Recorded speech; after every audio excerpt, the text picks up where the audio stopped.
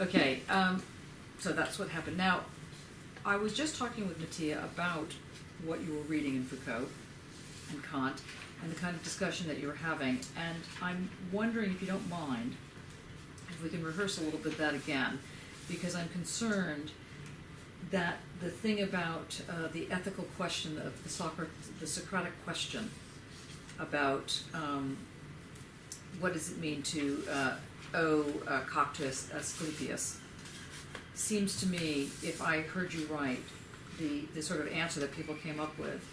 No, that was my answer. That was your answer. You were the people. Okay. Can we hone in on this? Can we start with this and then move it outward to then get to lecture 7 and 8 in Foucault and then swing back into Kant's Critique of Judgment? Does that seem okay? Are you okay with this? Mm-hmm. You're just going to be very quiet? Yes, in the corner. Okay, in the corner. How's your PhD application going? I sent you something very scant and sketchy today, but Okay, I'll excellent. let you scrutinise that later. Thank you. Don't forget to send me things if you're applying for the AHRC. I need it by the 14th, which is Friday. Okay, so.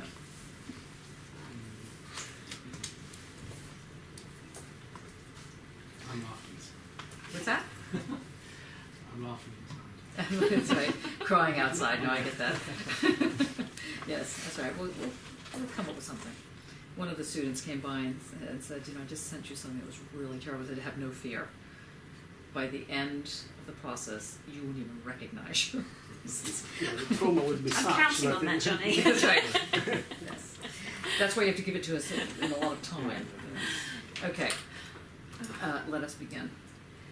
I would like to get a sense of how you have heard, if someone could summarize what you think the main argument that Foucault is presenting around parrhesia, around the question of this zetesis.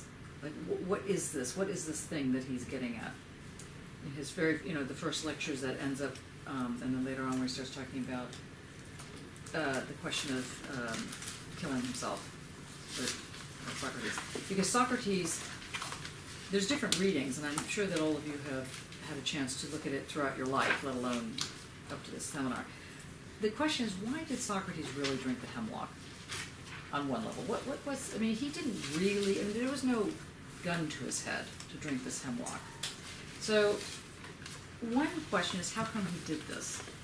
And there are different answers to the question. One answer that Nietzsche gives is because he was a fake. I love Nietzsche. That he presented himself as being something that he wasn't, and that he wanted. He said as he died to give the cock to Asclepius, because in doing so he had not sinned, but he had presented himself as someone who he wasn't, and now he needed to pay a debt, and the debt was that he basically lied. He basically wasn't this cool, philosopher type. Even to Nietzsche to come up with that. Love Nietzsche. Yes. No, I'm surprised that Nietzsche came up with that. But I have to go and check how that's happened. Yeah, I can. Yeah, it's in the gay science. Where he Yeah, it's in the says- gay science. Well, it Says, says Socrates. it's all in He's not a big the birth, the tragedy, he's all anti-Socrates. Yeah, he's not a happy Socratic, No, but then in another passage of the gay science, I got impressed because I did this summer on Monday. God, that's very sad. He actually is. is- Nietzsche, huh? because you get something so well. He seems to like him in the end, but then he finds this sentence as throwing everything up in the air, because he says it's not possible. Even Socrates says that life is a disease because it's cured from this disease by dying. Well, obviously Nietzsche is all for vitality and life and embracing that rather than spirituality. So he says, well, we have to overcome it with the Greeks. Now Socrates let us down. He's very annoyed with him in that passage of there. Right, so the passage is, to give you the exact passage, I don't have it here, it's from the Dying Socrates in the Gay Science, section 340. And in that, you're right, he basically says that Socrates originally said that life was like worth living. But because he is paying this price, this debt to Asclepius, and that usually you pay a debt to Asclepius when you've had a disease and you've been made to recover.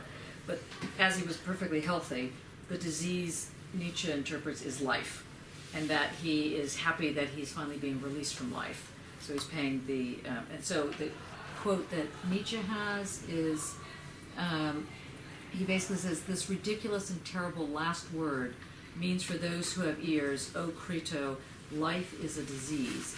Is it possible that a man like him," that is, say, Socrates, "who had lived cheerfully and like a soldier in the sight of everyone, should have been a pessimist? He had merely kept a cheerful mien while concealing all his lifelong ultimate judgment, his innermost feelings. Socrates suffered life, and then he still revenged himself with this veiled, gruesome, pious, and blasphemous saying.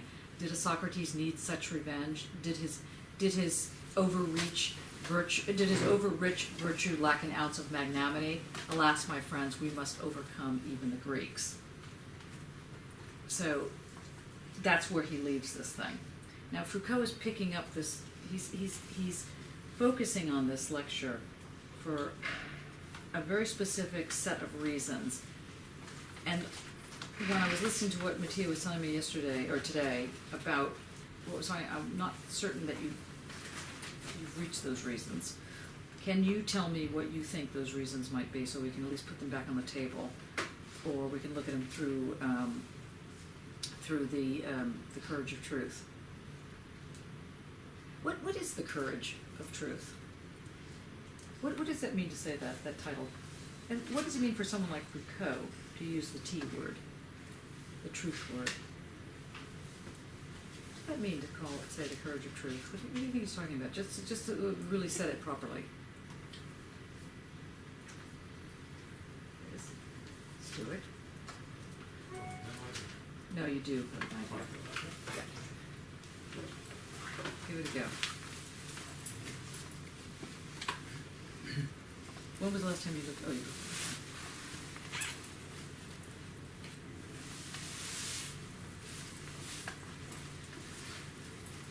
Philippe, what do you think?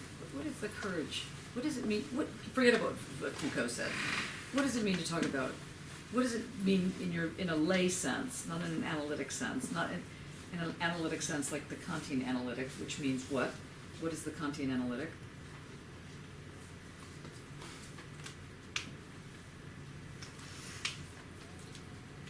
What does it mean to have an analytic in Kant? Sorry, I'm really fragmented today. Great. Okay, that's fine. This is going to be one of those days. I told you this already. I could feel it in the room. Okay, forget about the Kantian. It starts with an A, the analytic in Kant. Ends with a C, but it's not analytic. It sounds something like building something. Yes! Well done. Architectonic. Okay, just put that in your brain so that you've heard it at least this moment, because that's going to mean something in terms of an analytic that Foucault is going to borrow in these lectures. Okay, let's circle back. Just in a lay sense, what does it mean to tell the truth? What does it mean to have the courage of truth? What is either you think the title is about, or what? St. Mark.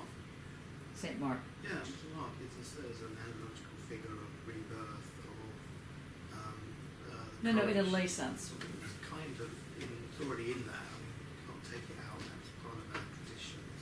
But what is it? What is it? What is this truth thing? Greek, kind of a straight line, straight. That figure I think we talk about is not curved. It's something straight. It's straight talking. Okay. Plain speak. We was talking the first seminar that I came here, something like that. Don't forget who you are. Yeah. Is something to do with that Yes. courage of truth. Yes. Yes. And I would. And who are you? Really? No, seriously. I mean that not in a funny way. Who would you? What would you say would be like a truth sentence about you? What would that be?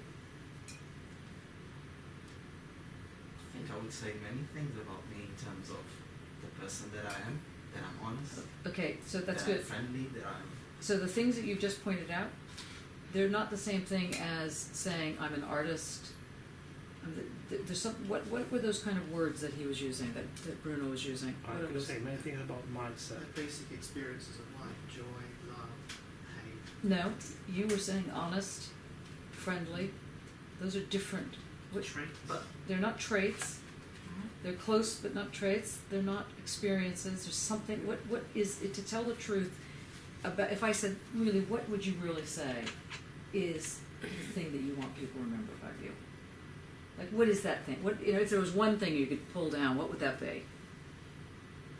See, I'm going to depress everybody now that you're all practicing. After we're gone.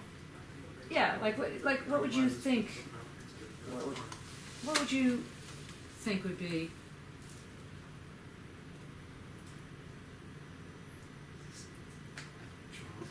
Bruno brought up our modalities. I mean, they're cultivated. It's a modality, and what type of modality is it?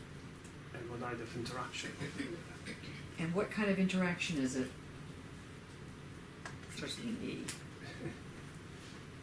What's different modalities of truth telling? But what he mentioned, what Bruno mentioned, if I said have the courage to be yourself, that would not be necessarily saying have the courage to be hateful, experiential. It's the courage of something else. Because Paresia is relation to. Don't think about that yet. Let's just try and get on the table this word truth in the most basic sense. Is it not like to be not prefigured? And what is it to be not prefigured? Not a priori. Follow Okay. your own ideas. Be honest with yourself. Don't follow the common path. Okay. All right. I'm going to give one more. Yes. Thank you. Our man in charge of the words today. What was the word? That's right. Then I missed the word. What was it? Ethical. Ethical. This comment, The Courage to Tell the Truth, is a book about ethics. That's what you're reading. You're not reading an epistemology. You're not reading something around the ontological given. You're reading a move toward ethics. You must keep that in mind. So the courage of truth is not the courage of get the system right or figure out precisely what X, Y, and Z is about. It's the courage to be ethical.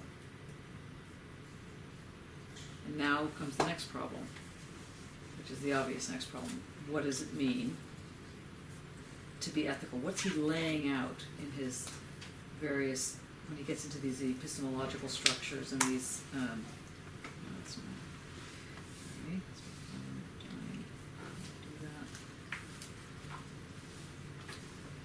Do you mean ethics rather than morals? I mean ethics rather than morals. Yes, because it's a lot. And what's the difference between ethics and morals? Well, morals are like the mores of society. Yeah. But ethic lays too much emphasis on personality. No, I don't think that's what, well, it's certainly not what Foucault is going to argue. No, maybe like that. No, it's not about personality. Well, I don't even think in Heidegger. Morals are quite essentialist entities. Okay. So it's founded on that, grounded on essentialist entities. Whereas the ethics would be the truth-telling, but being in the not prefigured of the truth-telling. So what's Maybe that's the truth of the self. You think problematic one sort of saying it's problem to personality as though you have your fixed personality because then if you change, it's bad. Some people do change. Like you go to a church and suddenly change religion or something, like you become mad. This idea that this is a fixed notion you've got to well, that would be the case if the notion of truth of the self meant a static essence, as it were. So Foucault's not going to take on a stasis. true to yourself, that kind of Yeah. So the Delphi, whatever the statement at Delphi, know thyself. And one of the things you should know about yourself for Foucault is not that there's a single self. That's that's the primary position. The self is always already plural. But at the same time, what I got out of reading it, and maybe I didn't put it probably earlier, is that his point is though precisely that self can be plural, but it is one's self. My self is mine, your self is yours. I mean, in other words, he's saying while the self is plural and can be constantly assembled, it is still a self and cannot be absorbed by existing orders, which could be the morals. This is why this open question is ethical. Take care of yourself is as far as the prescription can go. It never says do this or do that.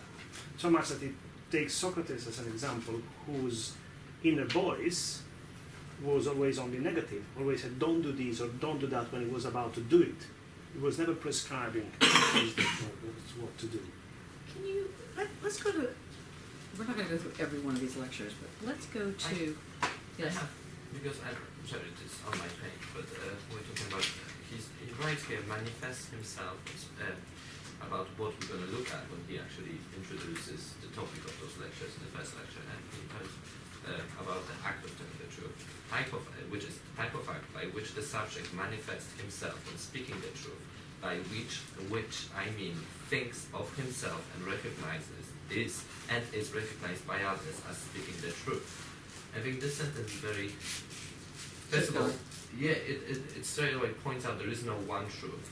First of all, the truth exists in the discourse, not in between the inner truth, outside truth. Right. It's not portrayed truth. The truth is what exists in the existence of the discourse. Exactly, not within, there is no inner truth, there is no one truth, there is mine. Every time there is a kind of another discourse coming on, the next truth comes out, and that kind of feeds back to the idea that there is no one self, there is multiple within, I'd say, and everything is in a way multi instead of. Okay, let's continue with this then. So you're on page 1 of the thing. That is page 2 actually. Page End 2. of page 2. And then later he goes on. Oh, I see, yes. So, okay, let's look at the first line, which says the parrhesia, which is a type, it's a modality of truth-telling, but it's not, but the word modality, it means both a type, but it also means that which implies an ethical move. Now, Foucault is political. He wants to make an argument somewhere along the way that truth is not discovered, it's invented. And he's going to keep pushing this idea. So even the notion of the stylistics of existence that he comes up with later, this notion that existence is but a stylistics does not mean that it's like a fashion game. It means that one learns how to invent the self, which then can change. That's why I don't know where you got the one self, because Foucault wouldn't talk about the oneness of self. No, I think they're more sort of in the mirror of society that sees you as a certain kind of character. I wouldn't say that the one self, because I really want to go back to the monad of it's, you know, one and multiple at the same time. But I just mean that you get trapped. It's an actual physical reality with me, where I come from.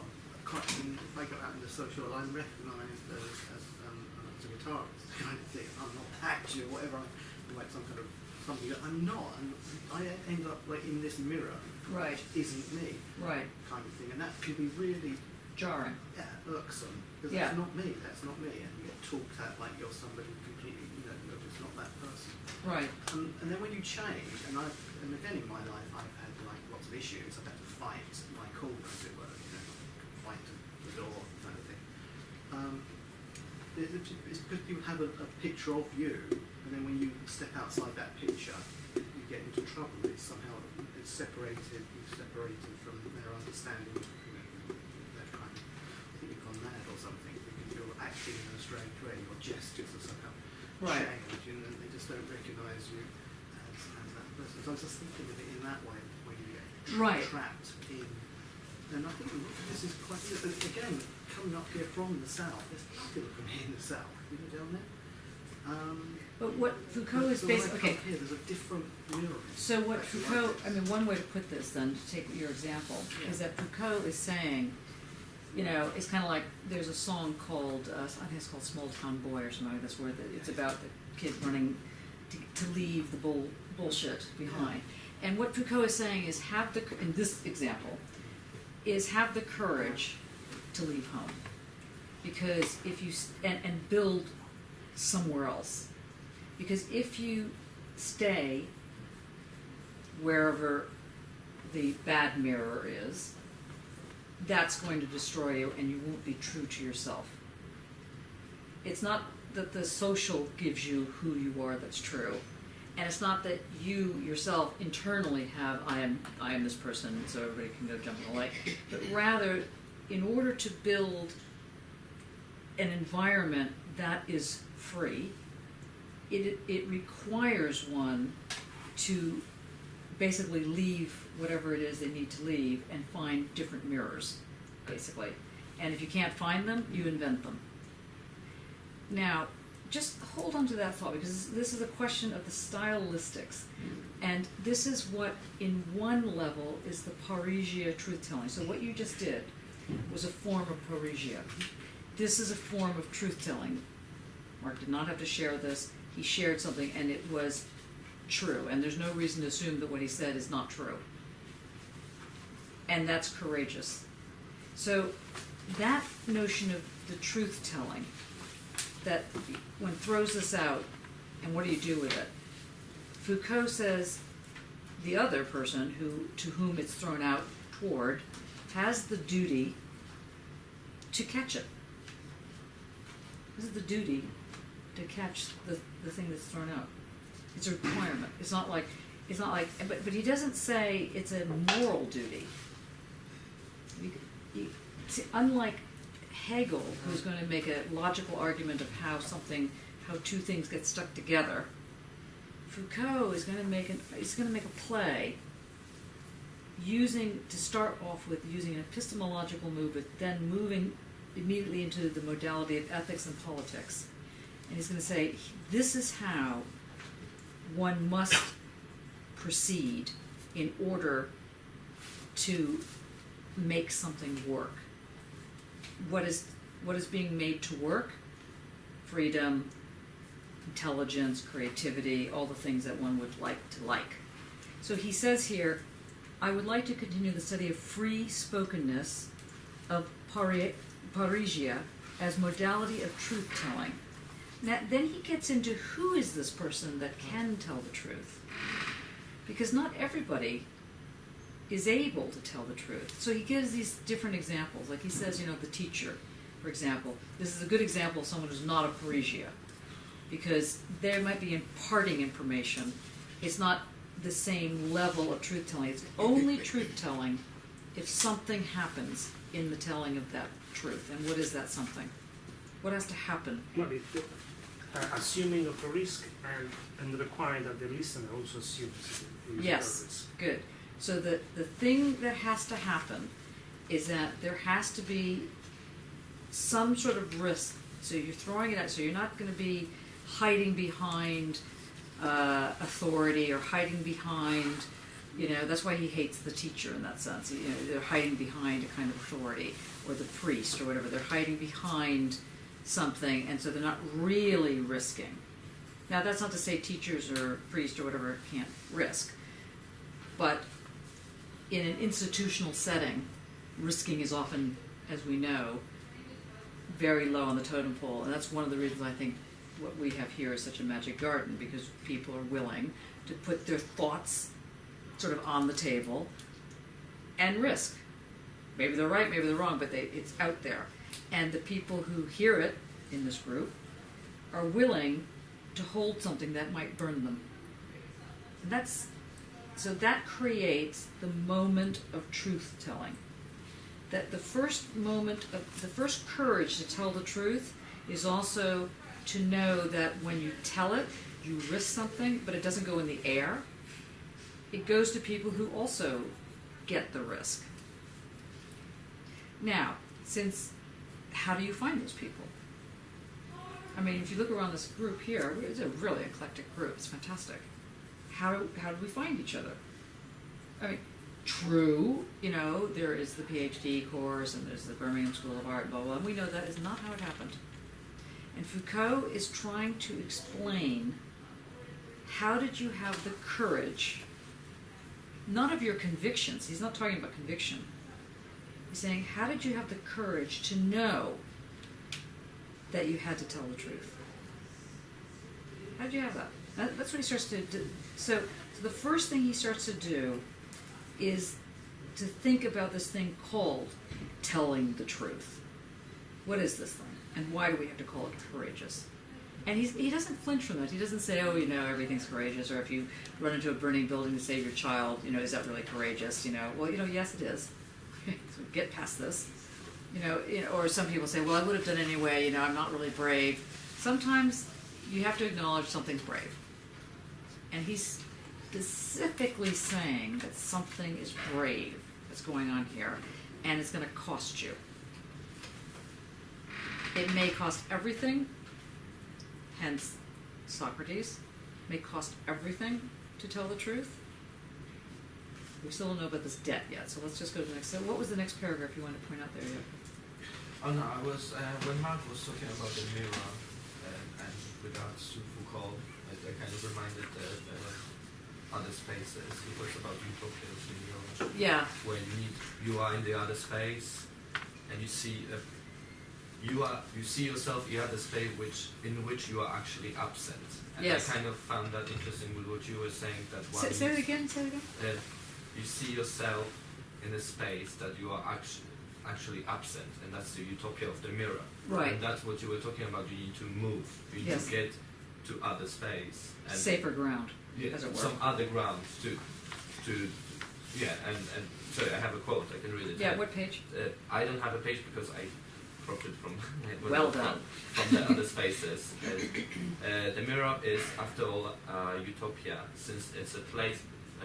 It is a placeless place. In a mirror, I see myself there where I am not. In an unreal, virtual space that opens up behind the surface, I'm over there where I am not. A sort of shadow that gives my own visibility to myself, that enables me to see myself there where I am absent. Such is the utopia of the mirror. And I find this interesting in moving to the other space. Yeah. You need that move to other space, which is very similar with telling the truth. You need to put. You need to put your mirror in place. Yeah, and see yourself in it. Yeah, and see yourself reflected in it. Yeah. So one tiny step here is to understand the relationship of reflection, both meaning contemplative reflection and actually shining back to yourself. And he says here on page 3, he's trying to get into why this is not an epistemological structure. He says, let's leave the kind of analysis which focuses on epistemological structures to one side, and let's talk about these alethurgic forms, these truth forms, these modalities. Now, it's a dangerous territory, because when you talk about truth, the cynic in me, and a lot of people, might think, you know, there's no such thing as the truth, and that's the truth. That's probably the only truth. There is no such thing as truth. But in reality, or in some reality, I do think there's a truth. I certainly think there's an ethical position. I certainly think that there should not be, any killing of people because they're gay, or there shouldn't be misogyny, or whatever, the usual subjects that I pull out on these situations. So I would say, yeah, I do think there's a truth, and I'd be willing, if I had to go to the wall on that, which is to say, to actually be in a fight. If you had to physically put your body in danger, I would do that, and I have done that. So that's why I know. So he's saying that is not an epistemological move. That is what is called an aletheric move, or aletheric, or A-L-E-T-H. Oh. You are. That's how I call it. Yes. It's a form of truth. So he says, this is the framework in which I am studying the notion and practice of truth-telling, of Parrhesia. There's a journal called Parrhesia. You know, originally I wanted to call our journal Parrhesia. I was so annoyed that that name had been taken, but then I thought it was just too. He talks about production of the truth. Now, And what I does found that mean? Interesting. Yes. Production of the truth. Right. In What- the meaning that there's a certain, maybe assumption that truth within, the one truth that is there, and then it's manifested, but that's the truth that's being manifested. Production suggests that truth is being made. Yes. That you put truth, Yes. and you make it. Yes. And it's kind of find it, this is the different relation to what the truth is. Yes. So if you make the truth, Yeah. as opposed to find the truth Mhm. or discover the truth, that's something else is going on there. Now, he's not suggesting in that move, that's very smart that you found that, he's not suggesting that the only way to understand truth is by understanding that it is eleutheric. He's basically saying that the epistemological form of the truth will lead to discoveries. And they could be very interesting, like chemistry could lead to discoveries. But that is not going to lead you anywhere when it comes to art, politics, or the social. Which is kind of interesting. And in fact, at one point, not in this book, but in We Must Defend Society, that book, he rails on about why he hates the term science. Not because he's against science, but because he feels that it's become so scientistic that that people who are pushing forward a scientific agenda don't get the sensuousness of life. Okay, so we'll just leave it there. So he says here, actually maybe instead of me reading this, it's probably better if somebody else read it. Mattia, you know where it says eleutheric forms here? Yeah. Can you read down, he's going to say how he came to this. Can you just read that paragraph? This is the The- framework. Yeah, because you need to, and everybody, while Mattia's reading, if you can concentrate on the fact that he's trying to talk about a mode and translate in your mind mode as ethical.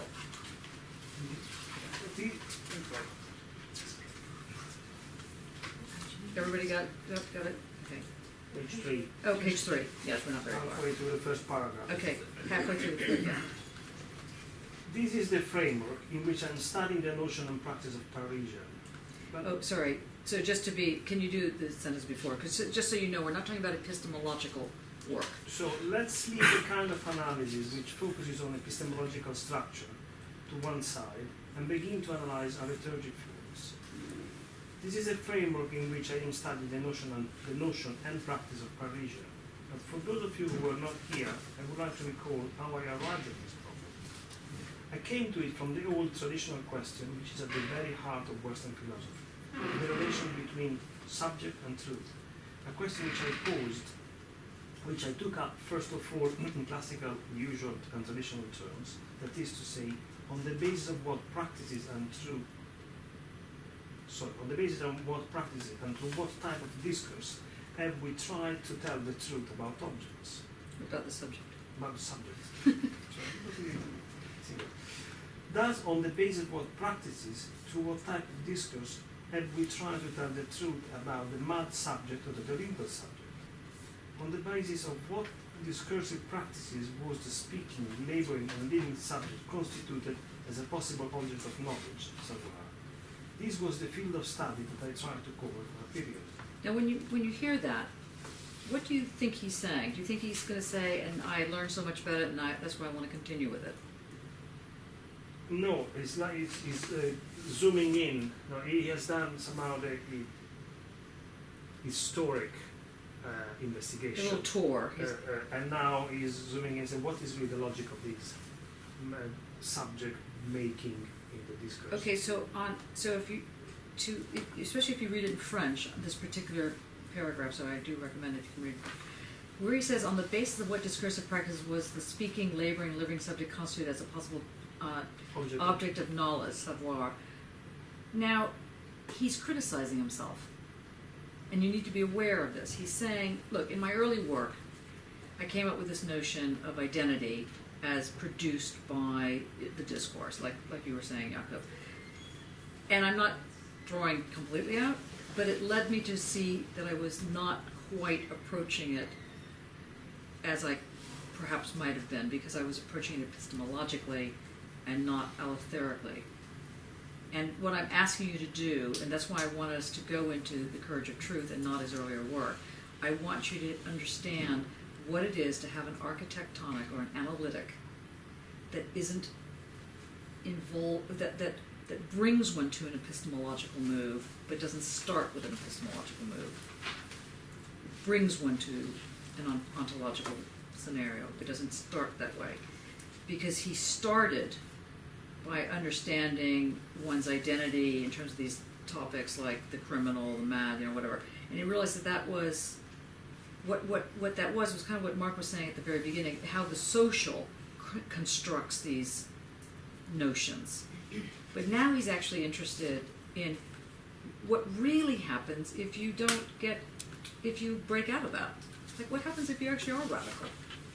Whatever that means. I mean, what happens if for some reason you realize you're not going to accept becoming an accountant? I say this with love. What happens? How did that happen? What happens if everybody in your family is an accountant? Or whatever, and you decide, no, I just can't do that. And the decision, when you make that decision, your family then thinks you're mad. And maybe the fact that the social group thinks you're mad, one inhabits a realm of madness. And that's what he was talking about in the discourse of the mad, or the discourse of the young boy, or the homosexual, and this is the early work of the history of sexuality. But now he's saying, that's what I tried to do, but I forgot this one little piece. I forgot the courage about telling the truth. Now I don't know if it's just that he was brought to this kind of discussion because he just was thinking about this for so long, or if because when he was doing these lectures, he was becoming ill.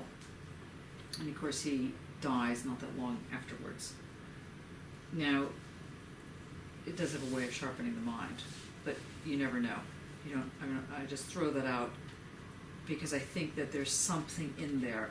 When we, not so much necessarily in this actual argument, but when we talk about, for example, the notion of the will in Kant, and Kant puts the will as the basis of morality, it's the basis of the social, it's an a priori thing. I don't know about you, but I know quite a few people, sadly, who have been on their deathbed and then have died, and have managed not to die in defiance of medicine, of everything else. They just live on somehow, only because of the will. There's no explanation. I mean, maybe there's some other medical explanation that they haven't figured out yet, but often it's just tenacity. And he's going back to this question. But he doesn't want to bring it in as this homogeneous form that Kant kind of does, or as an a priori form. He wants to talk about the will as a form of courage, and that it's a courage that has an ethical side that isn't about I must will myself to be. There's something else going on. So I'm just alerting you to that because he's bringing it in very early. He doesn't talk about will in the discourse in his earlier work. Okay, so can you go on to read the next paragraph? And then I try to envision this same question of subject-truth relations in another form. Not that of the discourse of truth in which the truth about the subject can be told, but that of the discourse of truth which the subject is likely unable to speak about himself, which may be, for example, our confession or examination of conscience. This was the analysis of the subject through discourse about himself, and it was easy to see the importance of this discourse for penal practices or in the domain of the experience of sexuality. Okay, so now what's the difference between this version of the discursive that he's also now going to get annoyed with himself about, and the earlier one?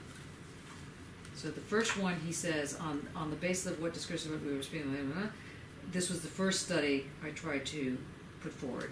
So it's the first form of a discursive analysis. And that discursive analysis were these kind of like how the social environment orders things. how you come up with penal reform, or how you come up with, you know, how you understand something to be right and wrong because it's discursively constructed and assembled. The second version, he says, well, you know, I went a little overboard. I didn't really focus on an individual's position in this discourse because I was focusing on the discourse. I don't want to over-position the individual, but on the other hand, there is something to be said about when one begins to say, wait a second, I'm not like all these other people. I am different. And the notion of difference comes in and becomes either confessional or becomes a way of moving or something. This notion of the difference becomes the so-called true discourse of the subject. So this is the second thing that he decides is important, but not enough. Necessary, but not sufficient. Okay, next. These things. He's showing you what he figured out. Sorry to interrupt. He's showing you what he figured out as a scholar. This is one of the reasons I absolutely love Foucault. He's what I do call an honest intellectual. When he didn't know what he was saying, he said, I don't know what I'm saying. I'm just checking this out. He saw that he had come up with these ideas. They're not wrong, but they're not completely right. And that's why The Courage of Truth is such a critical book for us to take a look at, because he starts showing what becomes, he fills out, he puts the skin, as it were, on the discourse. So now go on, sorry. This problem led me in previous year's lecture to attempt a historical analysis of practices of telling truth about oneself. In undertaking this analysis, I noticed something completely unexpected. To be more precise, I shall say that it is easy to note the great importance of the principle that one should tell the truth about oneself in all of ancient morality and in Greek and Roman culture. In support and as illustration of the importance of this principle in ancient culture, we can cite such frequently, constantly, continually recommended practices as the examination of conscience prescribed by Pythagoreans and Stoics, of which Seneca provides such elaborate examples, and which are found again in Marcus Aurelius. We can also cite practices like correspondence, the exchange of moral, spiritual ledgers, examples of which can be found in Seneca, Pliny the Younger, Fronto, Marcus Aurelius. We can also cite again, as an illustration of this principle, one should tell the truth about oneself, other perhaps less well-known practices which have left fewer traces, like the notebooks, the kind of journals which people were recommended to keep about themselves, either for the recollection and meditation of things one has experienced or read, or to record one's dream when waking up. Okay, now stop right there. How many people have a journal, or in their life have had a journal, or know somebody that has a journal? Okay, don't want to reveal anything. Okay, a lot of times those journals tend to be about the person who's writing them. Very few journals are actually making an analysis of the political or something like that, you know, like some sort of, you know, world event kind of journal. I mean, there are some, but there are very few, and usually those journals often are written with the view that they probably will see the light of day. So they're not actually a secret that one has with themselves. So when, has anybody had their own journal? Has anybody written their own journal? Has anybody not written a journal? You haven't written a journal. You haven't written a journal. Have you written a journal? Not in that sense. Have you written a journal? Mark, have you written a journal? No. No? Yes. Yes. Yep. Yep. And I have too. And in writing journals, although I go off and on because they always say, you know, there's a famous saying that, you know, good girls keep journals, bad girls don't have time. Okay. Dorothy Parker. But anyway, you know, the thing about some of the journals that I had, because I kept journals when I was really a young kid, were all about, you know, who I was seeing. I mean, in one of the journals that I have, there's a whole discussion about what was happening in like the 70s, and it was amazing to read, especially in little child handwriting and stuff like that. Now, it's about oneself, and you're just making either observations or something like that, right, basically. And I don't know if they help you or not. Did anybody find them helpful? Lauren, did you keep a journal? I was just thinking when I was maybe at 7 or 8, I think, yeah, I had a journal. I had an imaginary friend under the table. Fantastic. But Does this imaginary friend still exist under the table? No, I don't think so. Yeah. Anybody, see, he's talking about a form of see, he's moving slowly in the analysis about how the modality, he's moving the argument away from epistemological something and into a modality of truth-telling. You see that, right? Okay, maybe not. Okay, so he gets into this whole question around that it's very obvious, these questions, you know, like who am I, why am I, what am I, you know, the statement of, you know, know thyself and all these kind of things, you can find them everywhere. And he tries to think about this, and he basically finds a problem with it. And he says at the very end that it gave, what it really showed up was that there was this whole cult of the self that was very much a modern problem. There were some ancient diaries, but the diaries didn't exist in this exploration of self in the same way, this way of talking about self. So he basically says, okay, that's all been very interesting, but it's still not the question that he wants to look at. So he keeps moving it along. Now, he gets into epitectus. Now, who is epitectus? Does anybody know? That's page 6.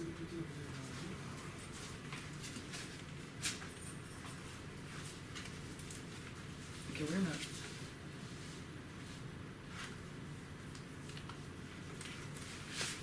Okay, don't worry about epitectus at this moment.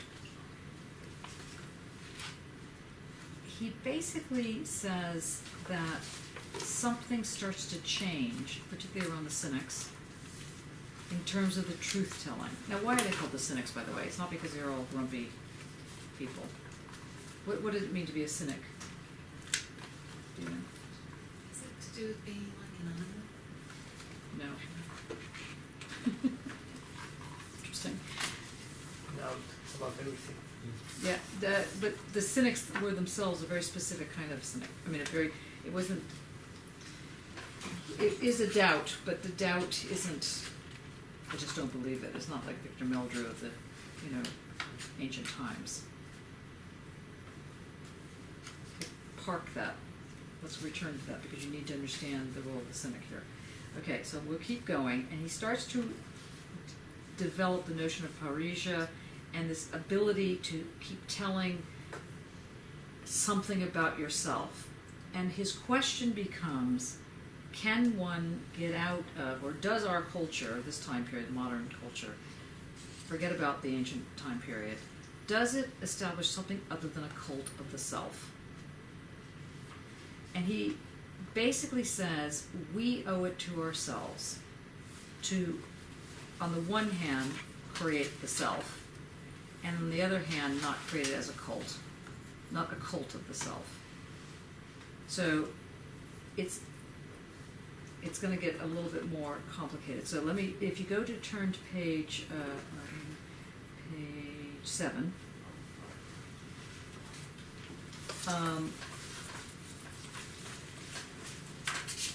Okay, if you see footnote 20.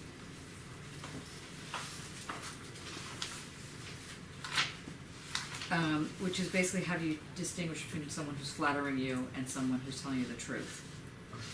See that? And he gets into this question around, well, the flatterer is not going to lose themselves in saying something. So maybe it's true, maybe it's not true what the flatterer is saying, but someone who is giving one a compliment, as it were, isn't necessarily Parisian, speaking in that Parrhesia way. Okay, so keep going. He's marking down very slowly, he's building up how this works. And he became aware that Parrhesia had to happen when there was A, more than one person involved, and B, there's a spiritual edge to it. So we keep pushing this, we keep, you know. Now, he gets into, by the end of the lecture, that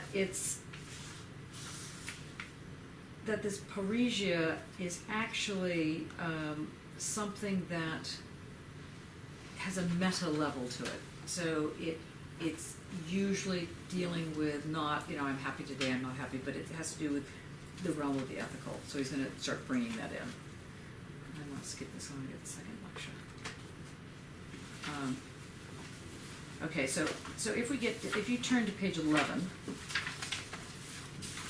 where he summarizes what he's saying, and then I just want us to discuss it for a little bit. Does anybody want to read this out loud? I'll do. Yeah, Dave? So in short.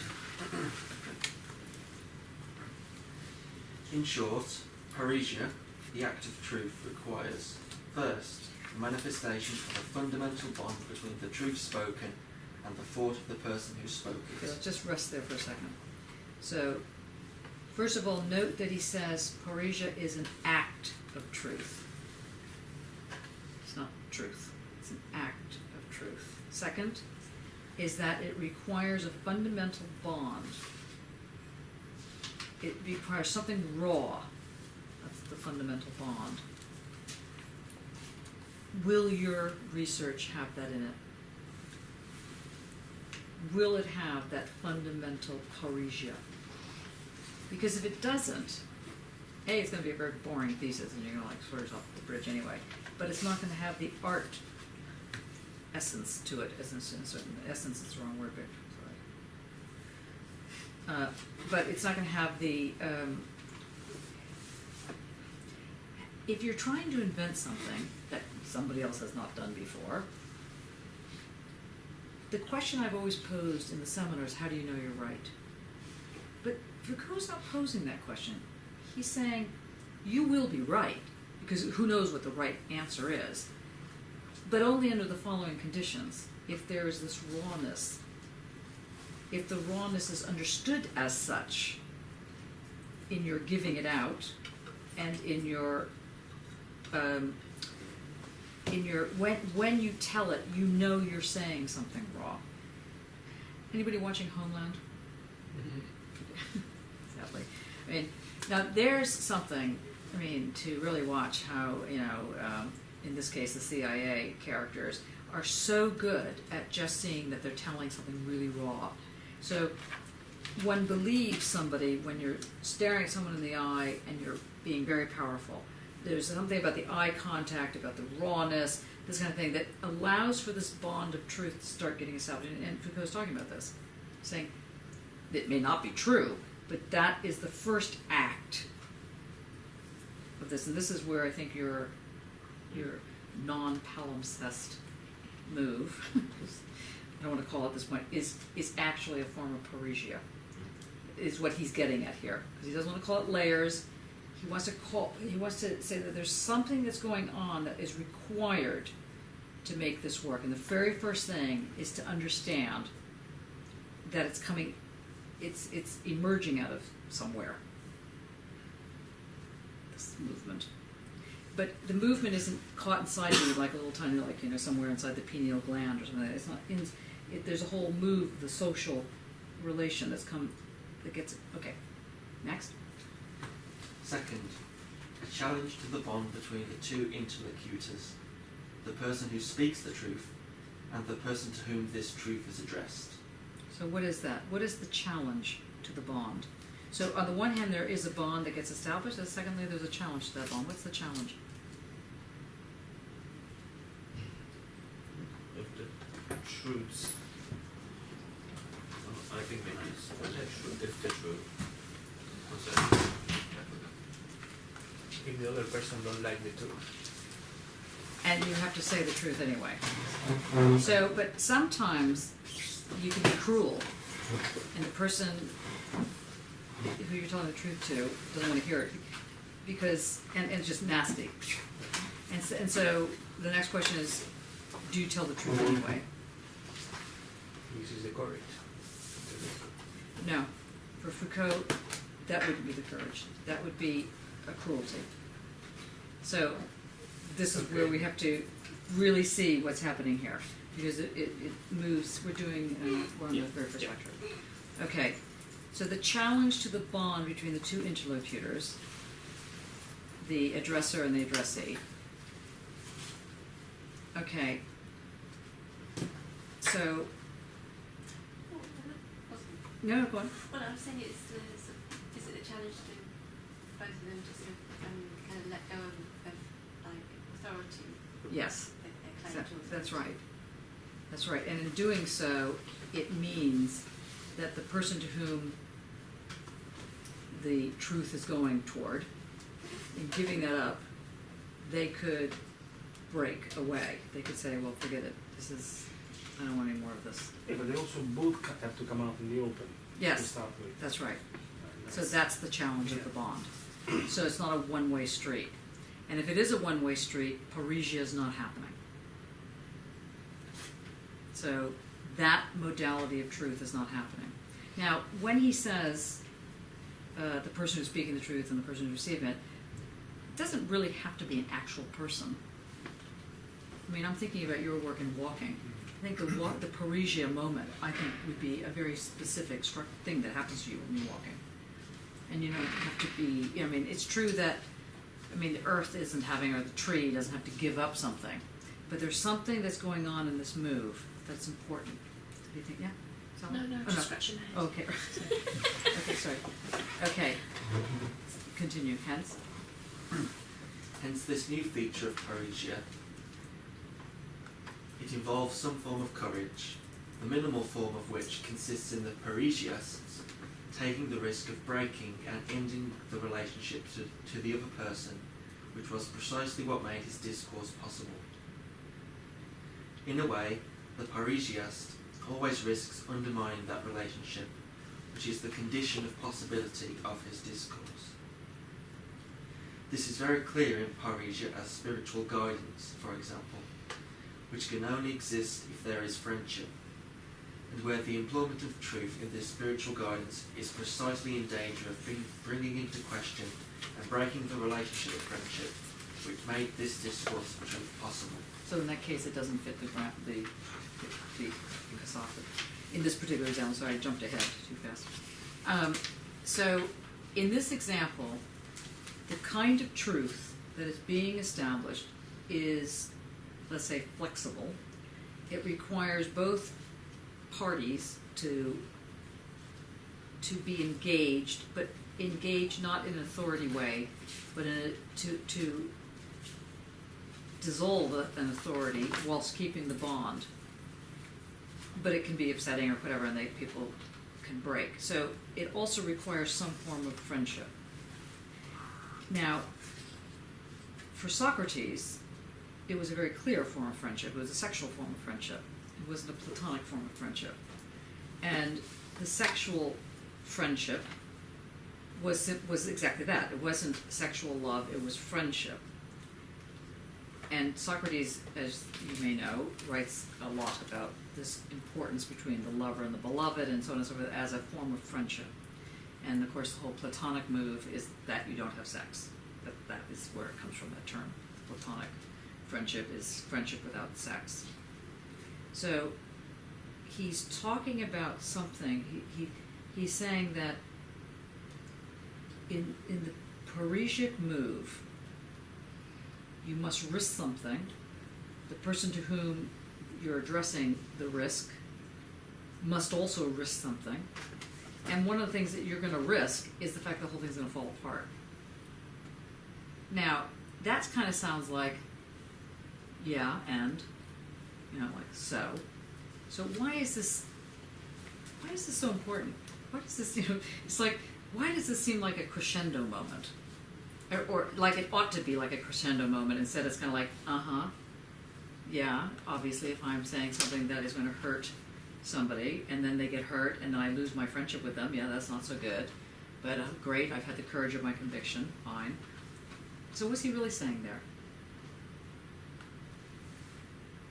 Because Foucault is just not making this banal remark about you must tell the truth to your lover that you now can't stand them and that's it. He's not saying that. Do you have any ideas? So it's like sort of, and this collects the notion of the neglect part, where Say that again? well, the notion of neglect comes in latest, and Yeah. not neglect self, but So I think it's like oh, I forgot what I was saying. I think it's Okay, let me translate this slightly different. Oh yeah, sorry. Yeah, I'm probably wrong here, but doesn't have something to do with power.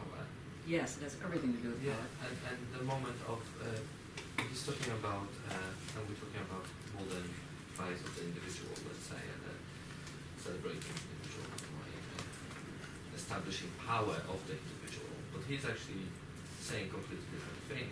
Yes. He talks that even the truth telling is something that, let's say, feeds back into self, knowing self. Mm-hmm. It does not establish his power. It just establishes truth. It establishes something, Something. like this proasia. Yeah, Yes. but it's not. Good. It's not. It kind of, let's say, keeps on the level instead of rising one over the other, which is there's a big argue in that one individual. And that that one can rise over the other, right? So, but remembering also that he's political. So, in political trials, for example, why would you, in a political trial, let's say any one of us were arrested for doing something political, we go and we know that the court that we're going to deal with is a kangaroo court, and say they're going to find us guilty no matter what we say. Why would you tell the truth? Why would you just say, here's what I really think about you guys, you're all assholes, and this, that, and that? Why would you really say that?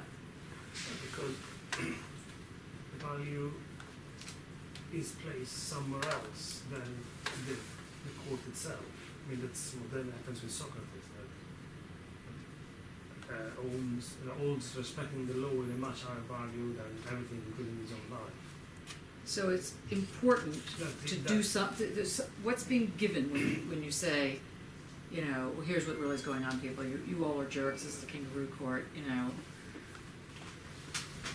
That would be a political or economic or happened on several different days. But what Foucault here seems to propose is that by taking the ethical stand of saying, well, I submit myself to trial because I think that the law must be respected no matter what, it is a defiant act which has political implications for those who are able to see. Even when the court is going to condemn. People get that? It's a bit like Chelsea Manning, in a sense. Right? Okay. It's kind of interesting. Yeah, go on. How? But in the sense that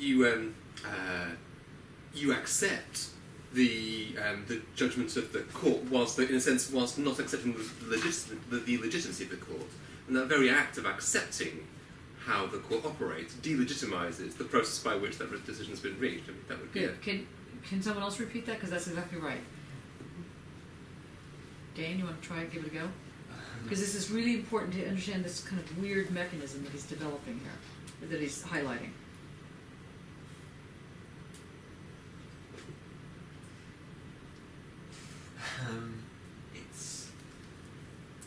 One cannot, I guess, escape. When the law calls for you, you have a choice to stand up to it, to accept it, the way it works, or you can run, basically. And in order to, let's say, you owe it to the law, to yourself, to stand up and tell the truth. Okay, close. Something go on. So, the truth, like the law, in a way, bounds certain things, but at the same time, the institution, because we're talking here about the law and the institution that enforces the law. So Right. those are two different things Right. sometimes. And the kangaroo court, let's say, it's an institution. It's not the law. So you start obedient towards the law that you respect as self, and you will follow the judgment, let's say. But at the same time, you speak the truth that demolishes, in a way, or you not questions, but like, not, I won't say attacks because that's the wrong word, but let's say. Because one has no power, so. Yeah, but changes the truth. Maybe that changes the truth of the court, and you needs. Very, very, very close. Can, are there other examples in the parables of turning the other cheek or carrying the bag an extra mile? So within the idea of turning the other cheek is, for instance, you shame the person who's actually by, in a sense, offering yourself for the other side, or the carrying the bag an extra mile within Roman law at the time. Any citizen could be compelled to carry the baggage of the Roman soldier for a mile, and actually rather than just carrying it the mile, you carry it a mile extra as well. And it's So not, it's not sort to of- curry favor, it's to do something else. And what's the something else is to do? You overdetermine the law in You a sense. overdetermine the law. That's a good way of putting that. Yeah. So the one expresses what one would call acceleration is now. Now, if you want us to do something which we don't like, we just expose it by overdoing it, jamming the system, if you like. Mhm. But in this case, I mean, since Foucault is referring to Socrates, but it does jam the system because he is there on trial for something he's accused for, and he says no, instead of punishment, because the court asks him, what kind of punishment do you think you deserve for what you've done? And he said, I don't deserve a punishment, I deserve a prize, because I've been working for the good of the city. So he states twice, or accelerates twice in this, not only I am here who have run away, but I ask you who are judging me to reward my actions. So by really, it's not a game of modesty that is what he... No, he's not being modest. It's not at all. He's risking.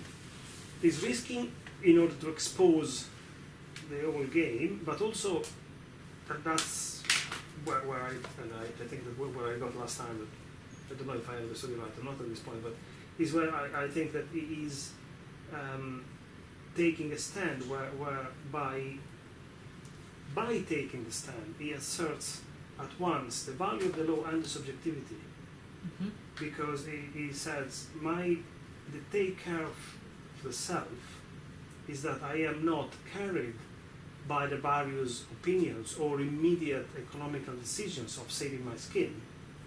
I am saving something else. So I'm saving from corruption something else. So that what is then ill cured, according to what I understood of the next lecture here, is that he has saved the self. Don't go there yet. Yeah, you're right. I mean, you don't want to get to the next lecture, but yeah. So, how much has everybody else heard about this? Khalid, what have you heard? What is this? What are you hearing? Talking about how the person accept. I'm not sure about it. Okay, but your work is very political, for example. Yeah. You don't mind me saying that out loud? Okay. And in being as political as it is, and the complications that can arise from that hasn't prevented you from making that work. You still make the work even though it will get you in trouble. Yes. Right. And you don't have any problems making that work. No. Right. And in making that work, I feel like I'm leading you in the 20-question thing. In making that work, the work that you make, we'll look at it later, not now. The work that you make is not literally telling a truth, it's exposing a truth, right? Because, like, for example, one of the pieces that Khalid showed me the other day was her village had been flooded, and the water was all dirty and spoiled water, and she had made these sort of effigies, human effigies wrapped in blankets or something, or some sort of canvas, tied up, and she floated them as dead bodies on the water down the stream. Now, this could have gotten you in a lot of trouble. Yeah. Anyway, so it's not that you were literally saying, we're going to have these bodies, I'm literally tying them up, and I'm now going to send them down the river. But you were exposing something. What were you exposing in that piece? Because the government didn't care about the people who's died in the flooding. Yeah. And I thought that people, they died like something unimportant. Mm-hmm. The same, something not important when you just trash in the water or anywhere. Mm-hmm. So you're just dirt. You just Yeah. And so you you met them on their comment. You said, yes, this is the dirt. Yeah. In that moment, I think the people who's died, for the government, in their thoughts, they are not important. Mm-hmm. They didn't do anything for them, to support them or to help them. So in that case, you did not get caught. But had you been caught, you could have been in trouble. Yes, many people told me don't publish your artwork. Yes. Keep it in your portfolio. That's right. Keep it quiet. Get out of here. Show it later. Yeah. And yet you did publish it. So let's see if we can make a parallel. I don't want to make it too stretched, but see if we can do that. So what Foucault is saying here is that in the telling of the truth, you take a risk. You've told this truth, but the truth is not necessarily put out as, look, government, you all are assholes, and here's what you're doing that's stupid, because they couldn't have heard you anyway. Because the minute you start talking like that, nobody listens. But now what you've done is you've taken something raw, and it's the bond of the raw that you put out there. And that's what can be heard.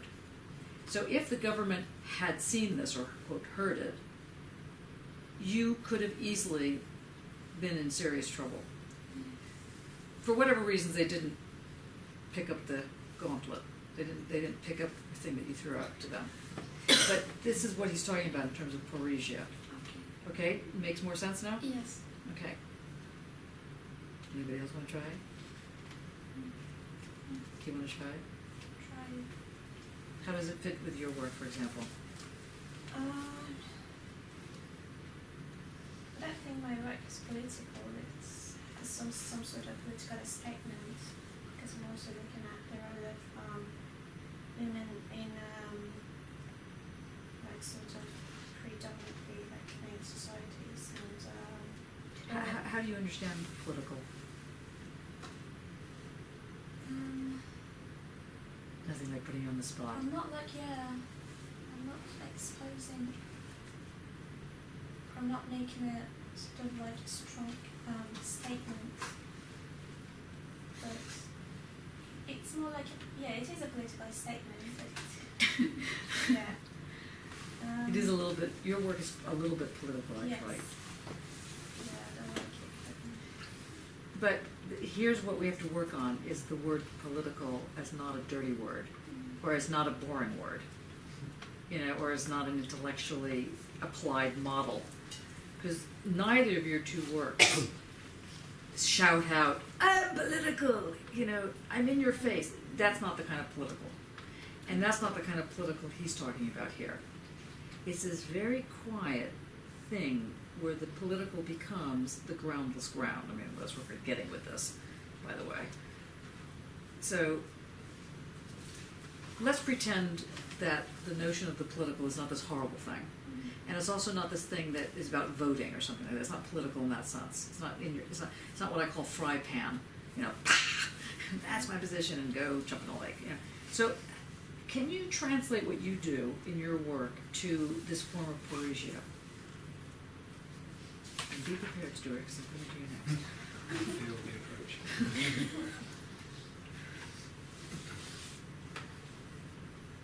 well, I do make this statement, and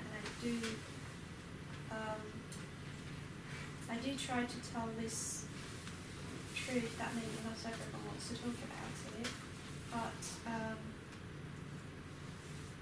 and it's like what he said about over-determining the law, but I don't know what you call that exact word. What makes you tell this truth? I don't know what you call it. I think that Foucault would probably call it art. Seriously. Or ethical. This aesthetic, ethical thing. That's why I really wanted to go over this again with you, so you didn't miss these kind of big categories that were. Stuart? Let's just, Dane, can you read that sentence again that you had read beforehand? The second one, number 11. Second, a challenge to the bond between the two interlocutors, the person who speaks the truth and the person to whom this truth is addressed. Hence this new feature of Parrhesia. It involves some form of courage, the minimal form of which consists in the Parisiast taking the risk of breaking and ending the relationship to the other person, which was precisely what made this discourse possible.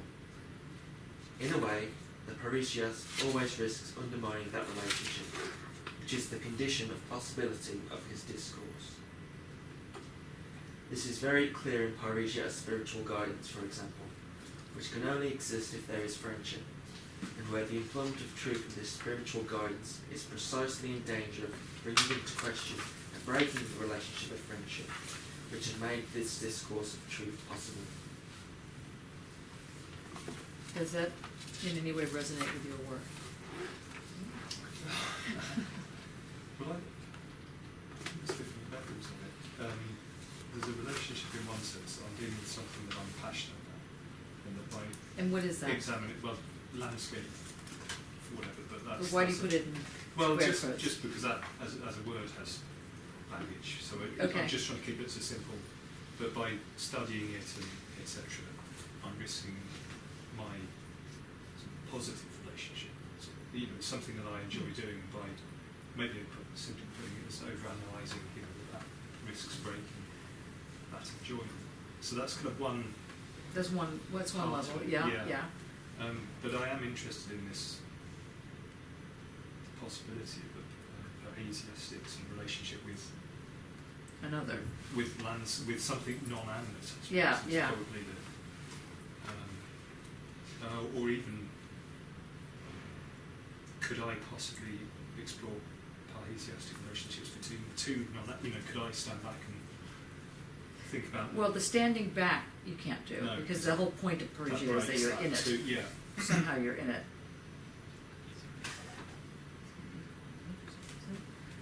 There's a bit, I know it's jumping forward, but it's a bit like sort of speaks to Stuart on page, that's a bit far ahead, 117. What lecture is that? 29th February, page 170. 70 or 17? 170, 170.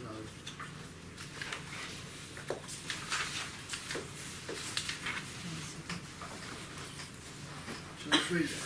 Yeah, hold on. Say why I think it might Yeah, speak to page 170. Stuart. What book do you have? It's a different copy. Yeah, it's a different copy of page. So it's 29th of February 9, Okay. 1984. It's the first hour. And Johnny, but you see this type of paresia, do you kind of relate that with the work that we do, like as in like all of us do? Not all of you all the time, but sometimes, particularly when you get in trouble. So something that have to do more with like a political sense, yeah. But not the political in your face way. The political in the passion side of it, which is I think that's what you're going to get at, well, right? so let's just start on 167, just a few, not to read it out so much as just point it out. So 167, it's talking about cynics, as these figures of paresia. Yeah. And he talks about the cynic as, and I think this relates to what the ladies were saying, Miriam and, I forget what her name is. Khaloud. Yeah. Khaloud. What do you talk about, especially Khaloud, they talk about scouting ahead, the man who scouts ahead, who runs ahead of humanity, after just running ahead of humanity. These are the cynics, the Parisians.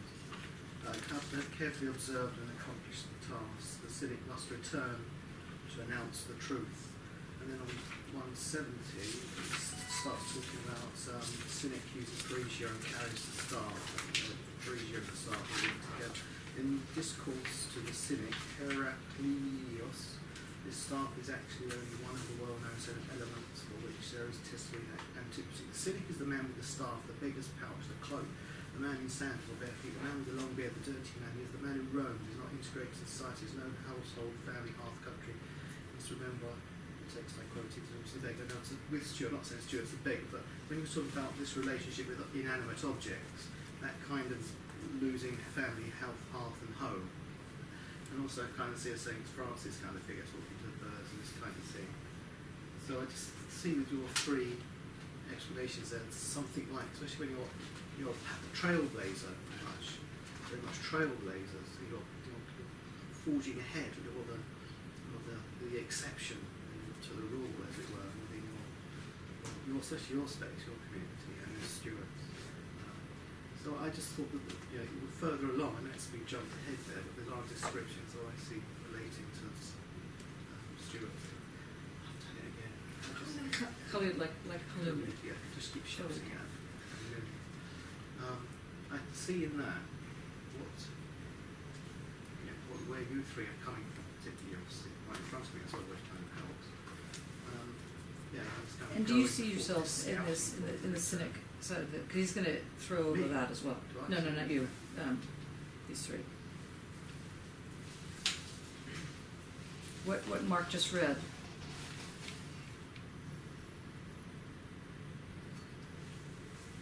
This notion of giving up everything in order to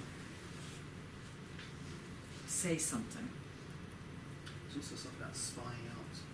It sends ahead to spy.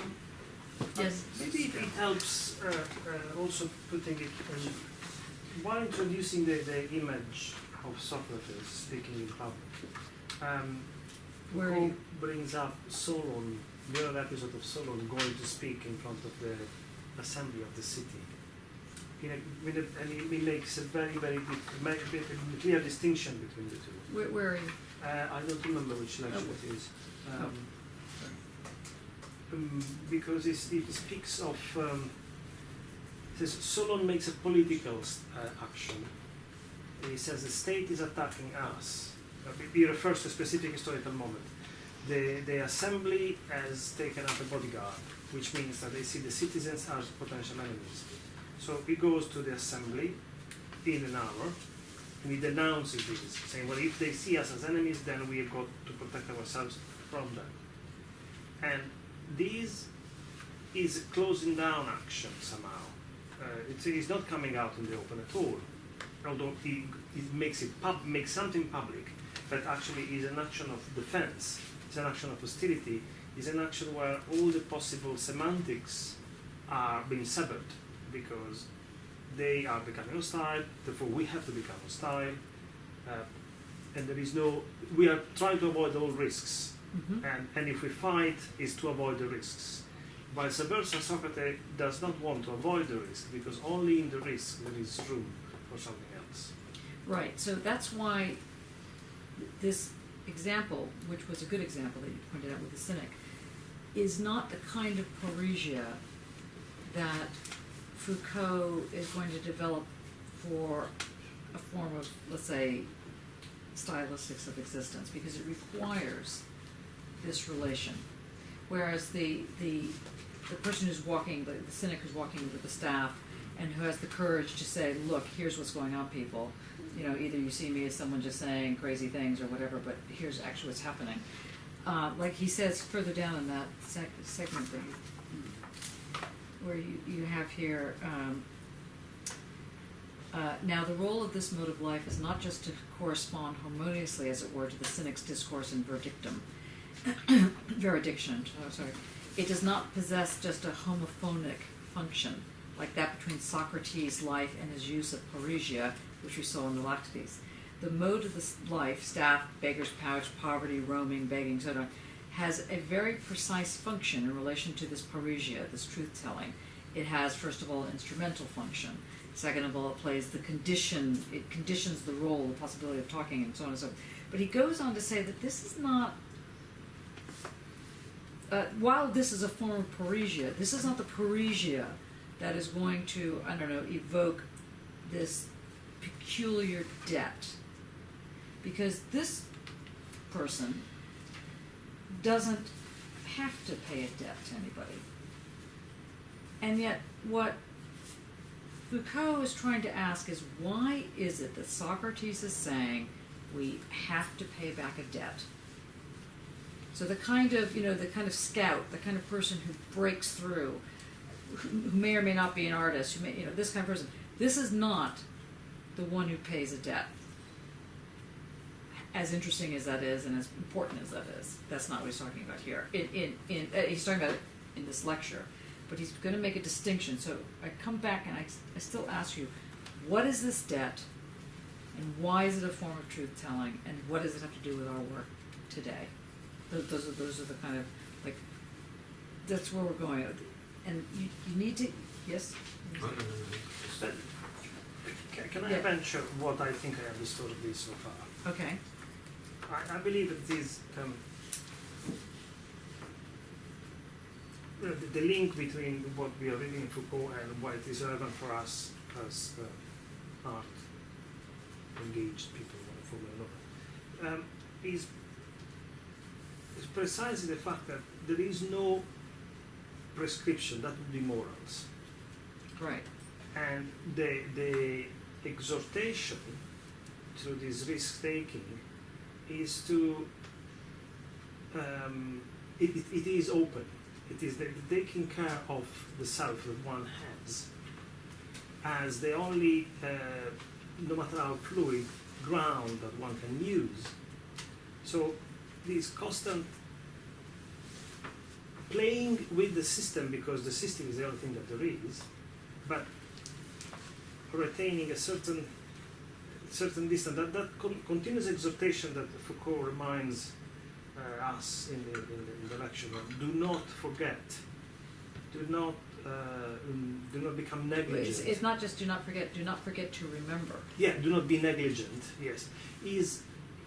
Is an open exhortation, as it is, that's what I was trying to develop last week, in my mind at least, that is the transcendental of Kant. It is a way of acting, a mode of acting, which is the requirement for acting. But there is nothing else attached to it. So Okay. don't forget. Leave little Kant off for just a second. You're right to go in that direction. But don't forget to remember. What is it that one has to remember not to forget? It's the care of the self. And what does it mean to care of it? Does it mean, like, brush your teeth, No, it's that one apostrophe is as self is mine. I mean, mine self is mine, her self is hers, and from there, it is not obviously closing down onto a solid subjectivity in a very simplistic way, but vice versa. It's constant. The awareness that the negotiation can only go with the rest, with the social, can only go through these exposure, exhibition, assumption of risk, opening up, vulnerability. So to put it slightly different, because I still fear that I hear you talking about this singular entity. No, it's not similar. I see it as it's entirely open, but nevertheless happens. Well, to put it slightly differently, caring for the self or caring for oneself requires an outreach. Yeah. That's part of the care of oneself. Oneself's care requires this move to meet, the other, whatever this other is. Usually, and by other, it doesn't mean stranger, it means friend, which is a big difference between his and a lot of other works. Can I just say one thing Yeah. about this page? This 170 is the stance in it. This Yeah. division. The 171 where it says, let's read it, and it says,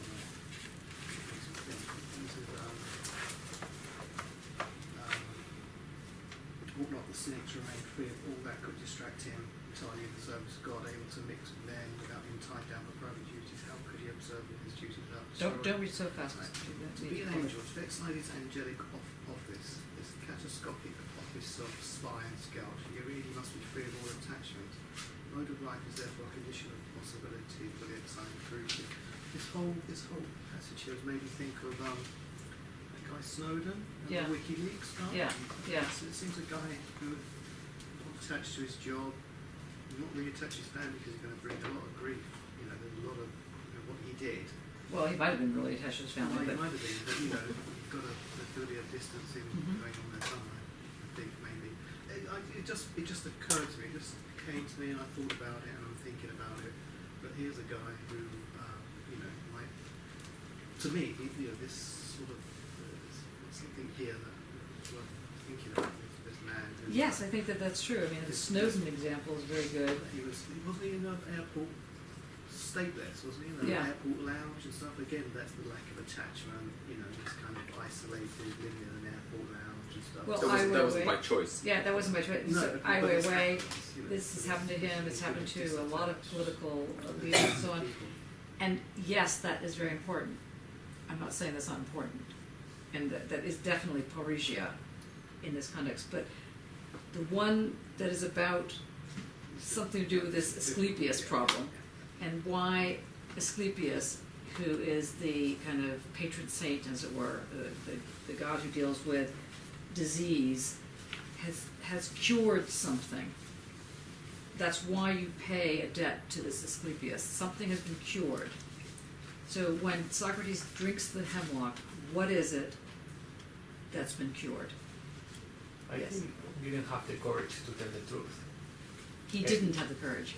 Pay for not being brave enough to take the risk, for follow the society. You're saying that Socrates did not have the courage to tell the truth. And this is the debt he has to pay. That's great. No. Sadly. I keep trying to shoehorn the name of the cock into the story somehow. It doesn't work. But the cock has got a Greek boy's name, hasn't it? Like Nicholas or something. It's similar, but it's not that. It's something like Nikolai. Yes, something like that. And the story about him is that he became the cock. He was changed into a cock by a god. Can't remember which god. He was the lookout, wasn't he? For there was a tryst between two other gods or mortals and stuff. And he was meant to be the lookout, looking after the god who was the husband of the wife in the tryst, the adulterous tryst. But in my mind, he got caught, which is why he got turned into a cock as his punishment. In my mind, he got caught because he wasn't looking out, he was looking in, he was voyeuring. I keep trying to shoehorn this part of the story into this whole Socrates, Parrhesia, I owe a cock, I owe a voyeur. It doesn't work, but he's looking that way, not that way. I don't know, I have to say it doesn't quite fit. I just wonder if this element of the story doesn't get It could, but Foucault is, first of all, not suggesting that Socrates is not telling the truth, and as a result is being punished, and he realizes that he's punished, and therefore he owes something to this Asclepius, because Asclepius is about healing, so he's not about paying off punishment. So something has been healed in the paying off, and therefore you cannot forget to remember, you must remember not to forget to pay off this, to give this cock to Asclepius, thanking him for getting me better, is usually why this cock is given in okay. Lauren? Oh, well, I thought it was,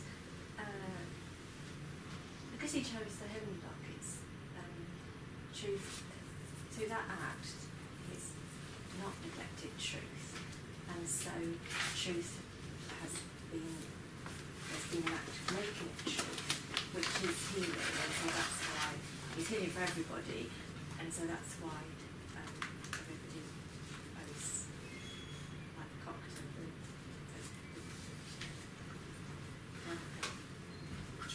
Getting there. In the second hour of February 22nd, is it? It's not healing that Yeah. Socrates dies, but it's there's an exposure of truth there. It's that part of it that would be healing. So in the, okay, so, Or February 15th. no, I don't think that's it yet. It's where it describes all the interpretation of the sentence. Okay. Credo Vio Copter Sergio. What page is that, sorry? Is February 15th, second hour. Which is about 27 in line. Oh, 25th, did you say? Did you say 5th? 15. Second hour. For me, it's 100 and something. It's the second hour of February 15th. Okay, thanks. So it is lecture 6. Right. Foucault analyzes a number of interpretations of Socrates' last words, and he finds them, including the Nietzschean famous one, and he finds them all unsatisfactory, but the one of this other scholar called Dumezil, who starts pointing out that yes, something has been cured, but what's being cured must be found around other texts of Plato writing about Socrates, not only the apology. And it reveals that this possible disease would have been a corruption of the soul and therefore of society as well, equal to the corruption of the body in an illness, that the corruption that would happen if one forgets to take care of oneself. So forgets to play this game of standing in a very, very special position between the subject and society. So close. So close. And the reason I say so close is because it was just the very end part. Can we turn to page, on mine is page 97. I don't know what page it is on yours. Which is it's the February 15th, second hour. So it's the paragraph that begins,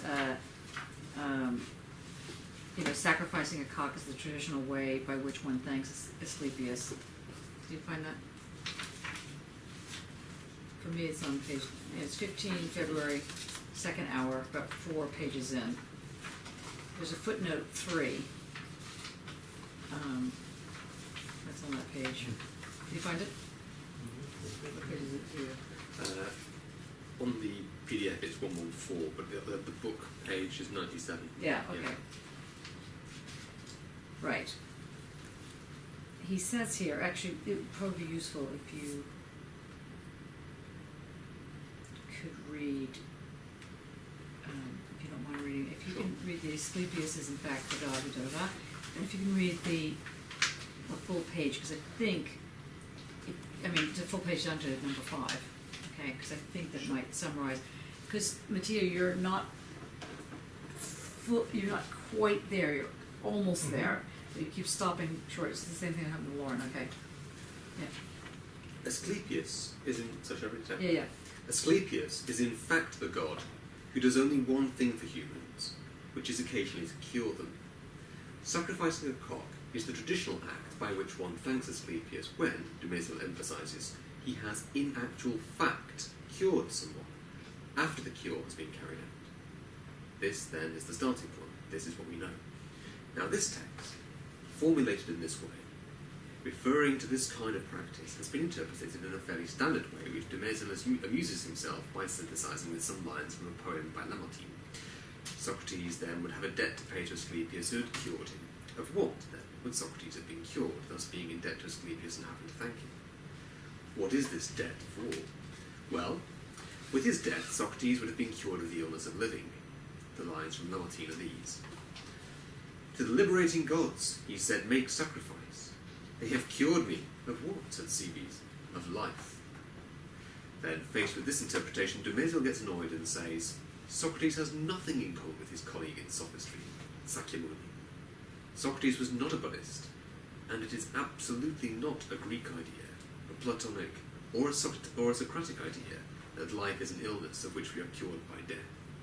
So Dumézil symbolizes a whole interpretation with these lines from Lamartine. Keep going. Actually, this interpretation Are you following this now? Can you hear this? Okay, it's neither Lamartinian nor Buddhist. It's a very traditional interpretation in the history of philosophy. I'll just give a few examples. In the earlier Boudet edition of the Phaedo, there is a small note at this point in which Robin says, by sacrificing a cock to Asclepius, Socrates wanted to give thanks for his soul finally being cured of being joined to a body. Socrates' gratitude, explains Robin, will therefore go to the god who restores health. To live is to be ill, dying is therefore being restored to health. This then is the interpretation given by Robin, who wasn't exactly a Buddhist. In his commentary on the Phaedo, Bernard says that Socrates hoped to wake up cured like those who recover their health through incubation in Asclepius' temple. The idea is the same, slightly modified, slightly different. So Here, let me just stop you there. So you can see what he's saying here. This is not Parrhesia, or it's not the Parrhesia he wants to develop. So there's something else. If you just skip this a little bit, okay? Because it's basically Socrates giving everyone a big finger there. Is that what I'm thinking? What I'm thinking is right.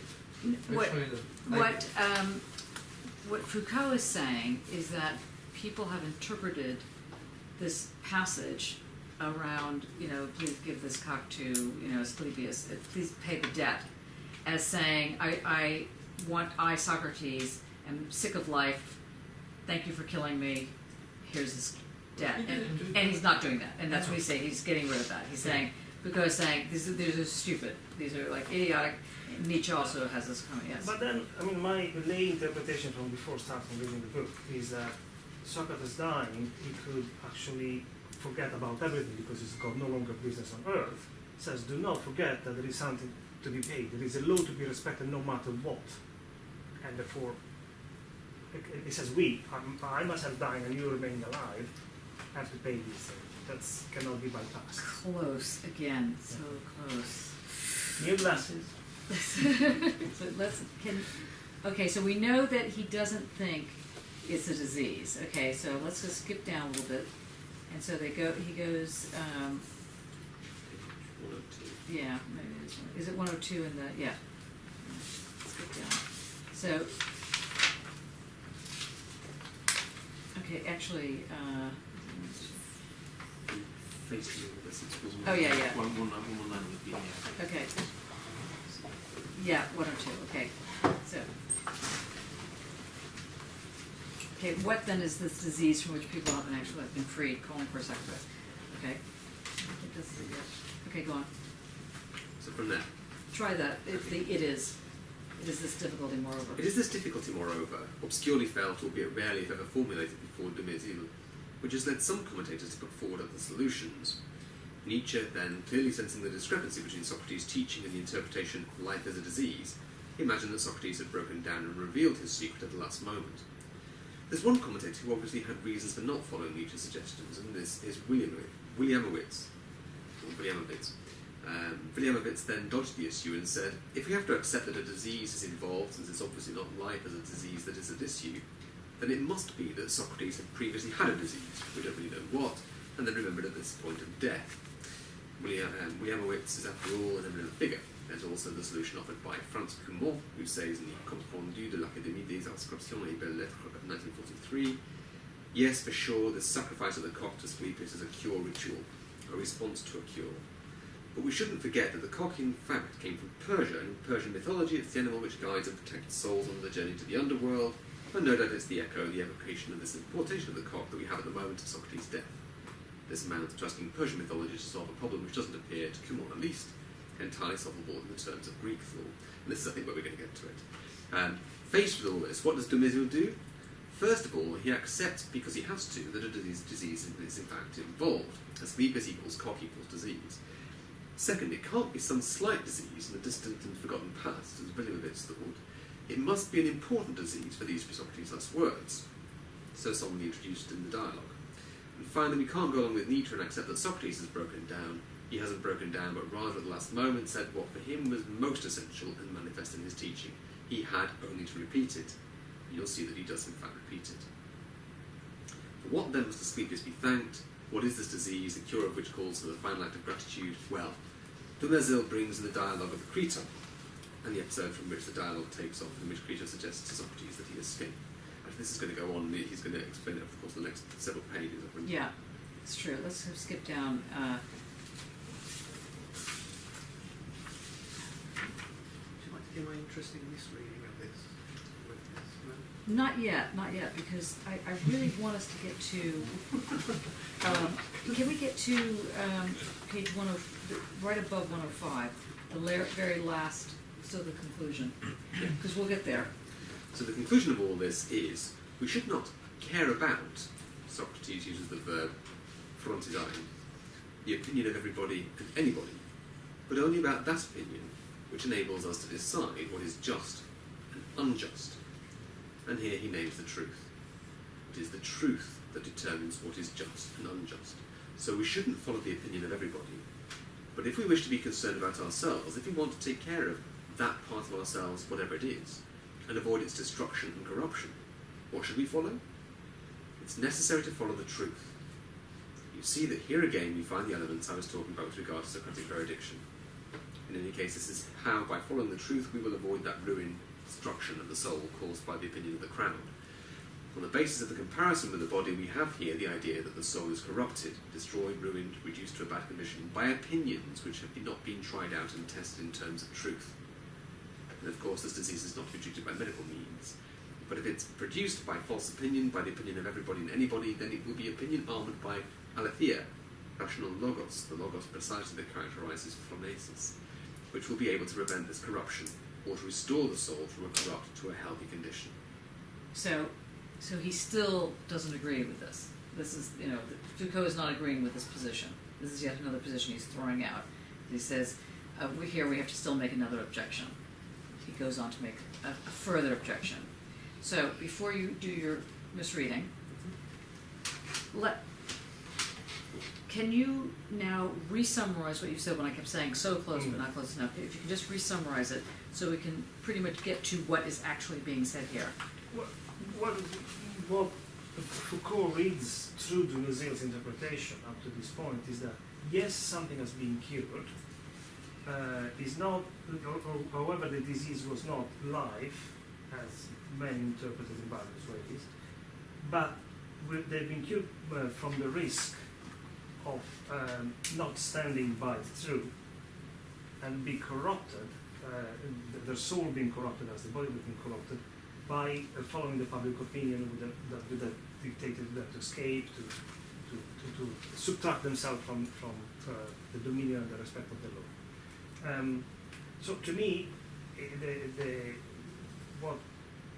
by having saved, therefore cured their soul from this risk of corruption, they are doing nothing but reiterating the very fact that the law is to be respected, and this statement carries with itself an amount of risk that in this moment existence is absolute, because Socrates is putting his life at stake on it and loses it.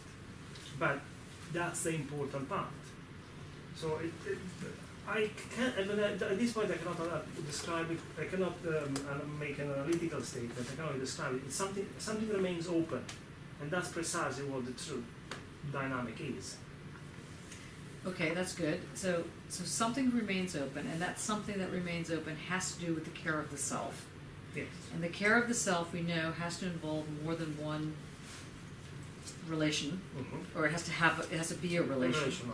It has to be a relational scenario. So caring for the self requires that one establish a relation. That relation has to be established with some form of risk. That risk has to be on both parties. Okay. Now, in this case, the judges do not take that risk. Right, yeah. But we're talking about, he's now addressing not the judges, but his friends. And what, I said, I don't want to really put the words in your mouth, so I'll tell you. So what Foucault begins to tease out in the next few lectures is how it is that an ethical community gets established, and how it is the responsibility of each of us to create that ethical responsibility precisely through the care of the self. Which isn't to say, if you make sure that your own, it's not the airplane model of survival where you put the oxygen on yourself first and then you put it on the kid because you need to preserve yourself first and then you can help everybody else. It's not that form. It's a form that requires a certain kind of giving and at the same time a certain kind of taking, not like a give and take in this kind of to and fro sense, but that there's a giving that is established, and in establishing that creates the environment around which an exchange of friendship can exist. And that exchange of friendship is the ethical community that he's building. So the friendship, so the debt is, if you have now been in a situation that has created the ethical community, and you are exiting it, if you have been lucky enough, as Socrates feels he has been with his people, to have been creating an ethical community, then the circulation of that community can't die with you. So the debt carries the possibility of reestablishing the community elsewhere.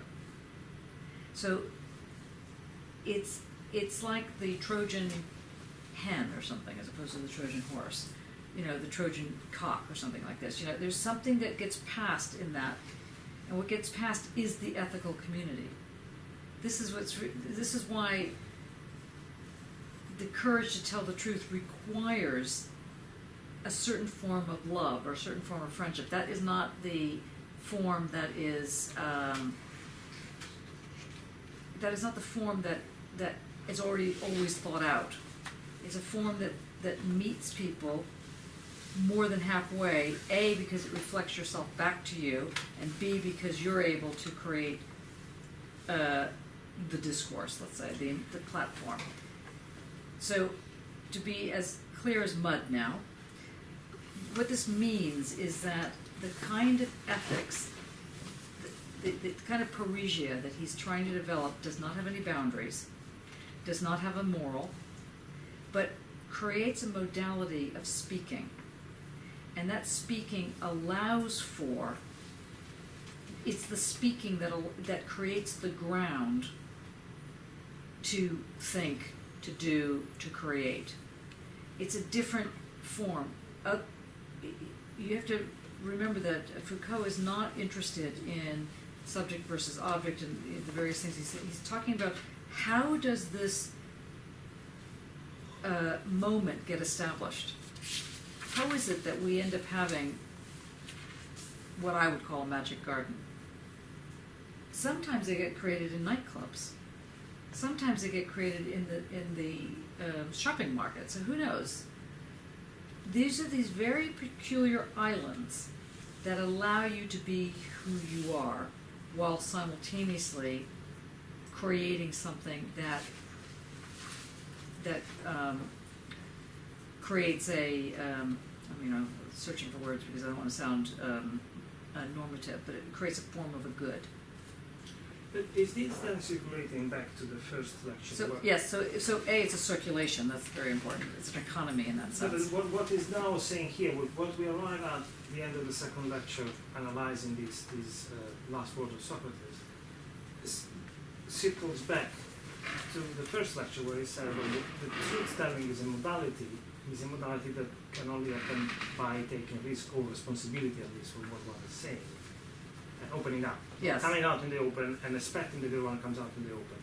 So then there is a debt to the other in the dialogue that is opening up in a certain way. Because yes. And the listener owes to the speaker as much as the speaker owes to the listener the fact that they are making. And that does something more than create a discourse. That creates an economy.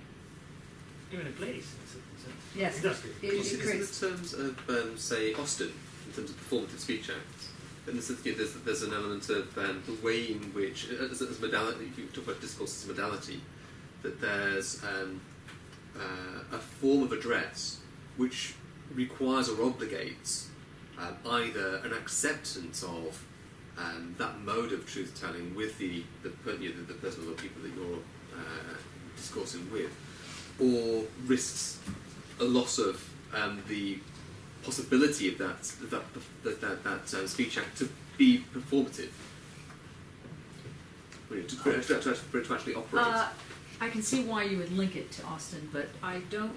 I think that he's moving closer to something that would be an economy, as opposed to this one-to-one scenario.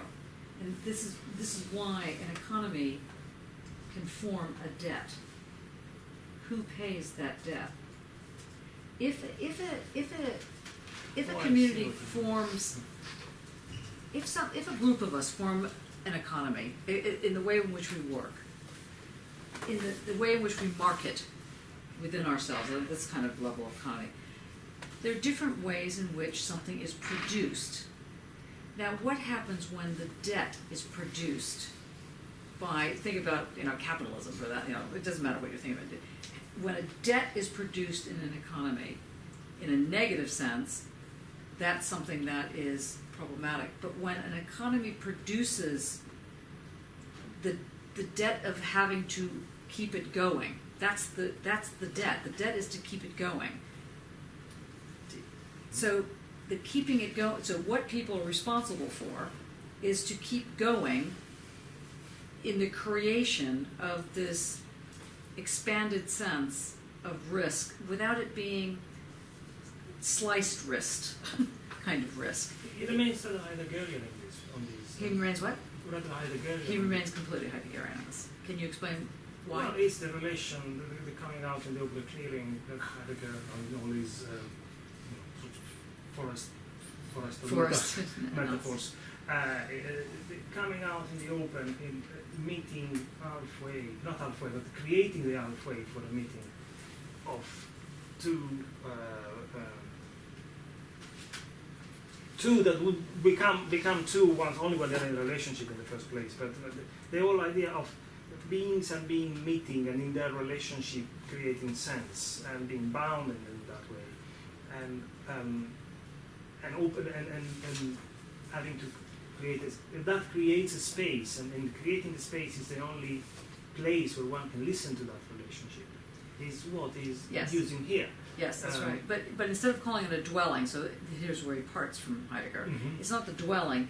It's a space, a safe space, if you want to call it that way. But anyway, it's a space where one can be, and the being that one can be is a sexual being, because he's not getting rid of the sexual side, which people have dropped off in this discussion. That's what I was going to bring back in. Oh. Yes. Okay, go ahead. Well, it's just all this talk. I mean, he's on trial for corruption of youth, isn't he? Right. In the symposium, you can find him snuffing up the youth and mutual masturbation. This corruption of the soul is about, and this disease or dis-ease, this disease is the sexual tension and the corruption of the soul and the cure. It's like masturbation. That's what he was teaching the youth. And this thing about the cop, this boy who's both like James face the voyeur, looks one way, looks the other. This is what seems to be mixed up in this story about sexual hygiene or something like that. Although, be careful with it. I mean, the notion of cock. I just think it's a misreading. Yeah, this is a misreading. No, it's not necessarily misreading. It's a wider reading. Yeah. But I'm just saying that the notion of cock in Greek translation does not mean phallus. No, it means boy. It means that boy who was turned into a cock, into a rooster. Yeah, rooster. Yeah. The boy who was turned into a rooster because he failed to keep a watch out. Yeah. And in my mind, he either fell asleep, it seems unlikely. I think he was probably watching. He was learning about sex by watching the gods do it. Right, and so that is the cock that you pass on. Yeah, but that's not explicit in the text, so this is my... No, it is in the text, actually. You're completely right about this. No, that's what I'm trying to say. The thing that So he that passes on... is that you could say that the cock is the curiosity. Yeah. So he says, don't forget to pass this on. Yeah. It's the famous, it's like the old saying which I've said many times in this room, when Cocteau is asked, what would you take from a burning house? He always responds, I would take the fire. That's what he's saying. The cock is what must be passed on because it's the sexual curious, this thing that puts you in debt. The minute you are involved sexually, friendship-wise, any of these things, you risk. And therefore you must never forget to risk, otherwise you won't live. So he's saying, don't forget to pass this on. So it's not so much that the disease is the disease of the society, the social environment that the jurors or whatever that don't get this part, or that they're very moralistically closed down. Socrates is not speaking to them.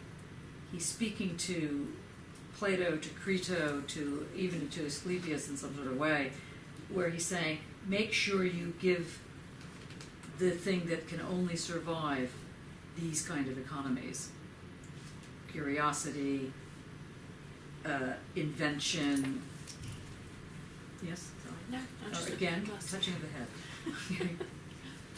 Is that, are you hearing this yet? So would it be, sticking with medical analogies, would it be right to say then it's almost the passing on of the symptom as opposed to the disease or the cure? It's kind of the thing that it... It's passing on the will, Like, not the symptom. right. because but it's a sexual will. It's not just any old will. What they are cured from is the risk of falling back into a form of conformism. Yes. That we could call consumerism today. That it's just going with the flow, spending as much as we can, turn it away by more, and pretend to be happy with that instead. Yes. So yes, but let's make sure that you get what's now on the table, because these will become important parts of, as you call it, your toolbox, your conceptual toolbox.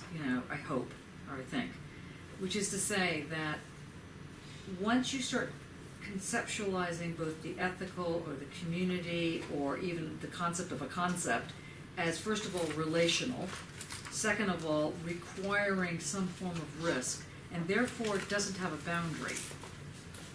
This gets to a kind of acoustic move in a certain sense. It doesn't have a boundary, but to the degree to which it has a something, that something is sexual, it's friendship, it's a friendship of sex, or a sexual friendship. It's not a sexual love in the sense of dedicating oneself to each other.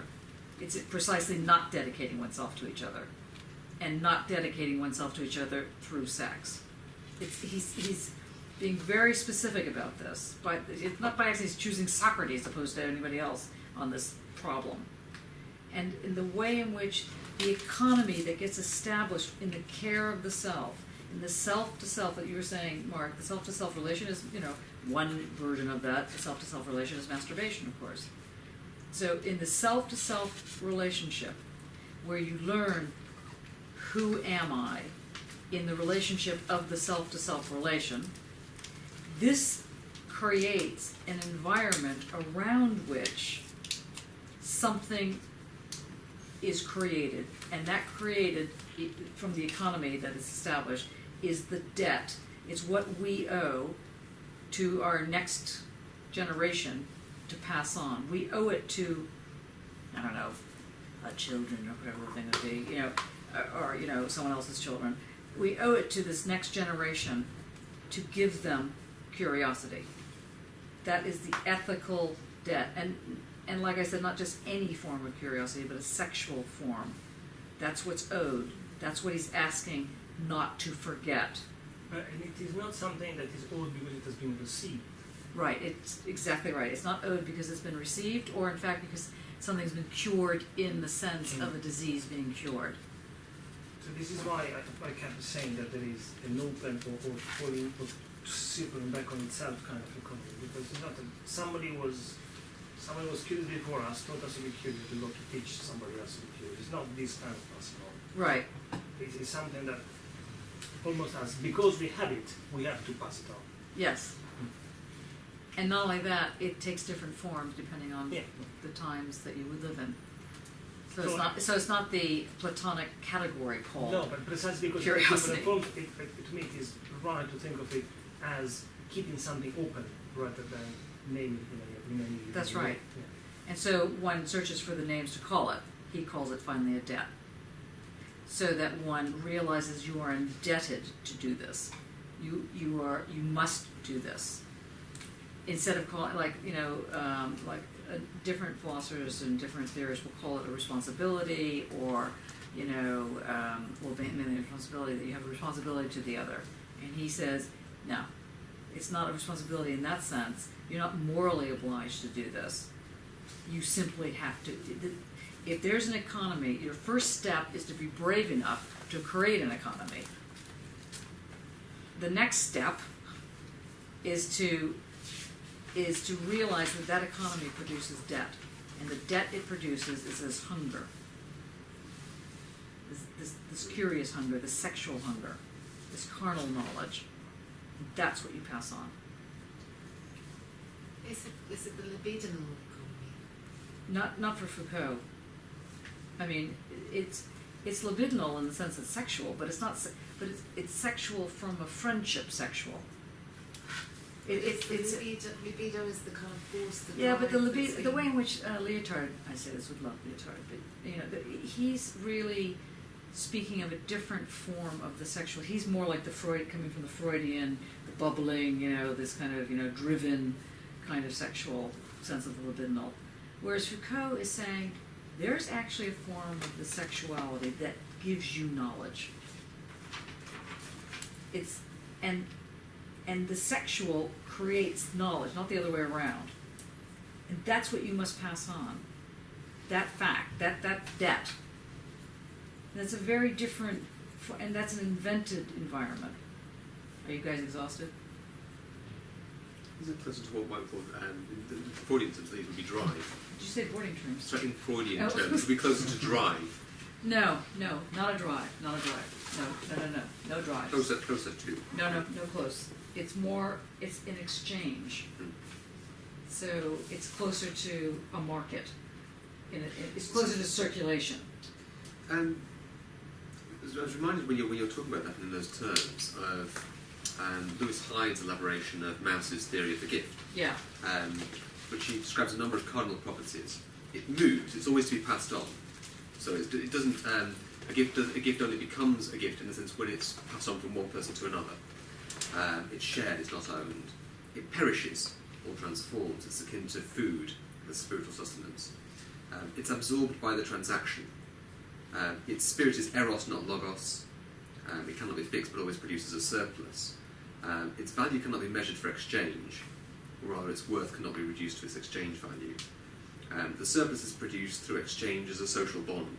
Yeah. So it's That's that, exactly it's right, that kind because, of, and that's what this gift is. Yeah. It is an actual gift. Yeah. And the gift is this debt that, he calls it the debt, but it's a gift. He said, don't forget to give this gift, this cock, to Asclepius. Yeah. How many people, especially on this side of the room, have heard, how are you doing, Lloyd? Are you? Good.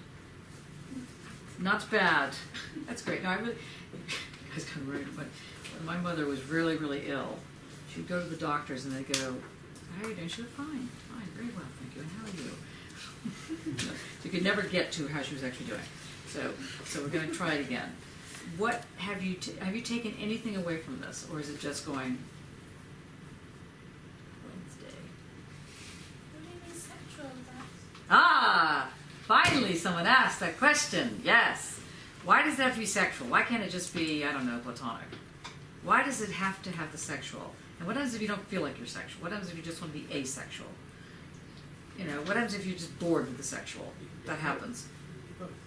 You can be both asexual and sexual.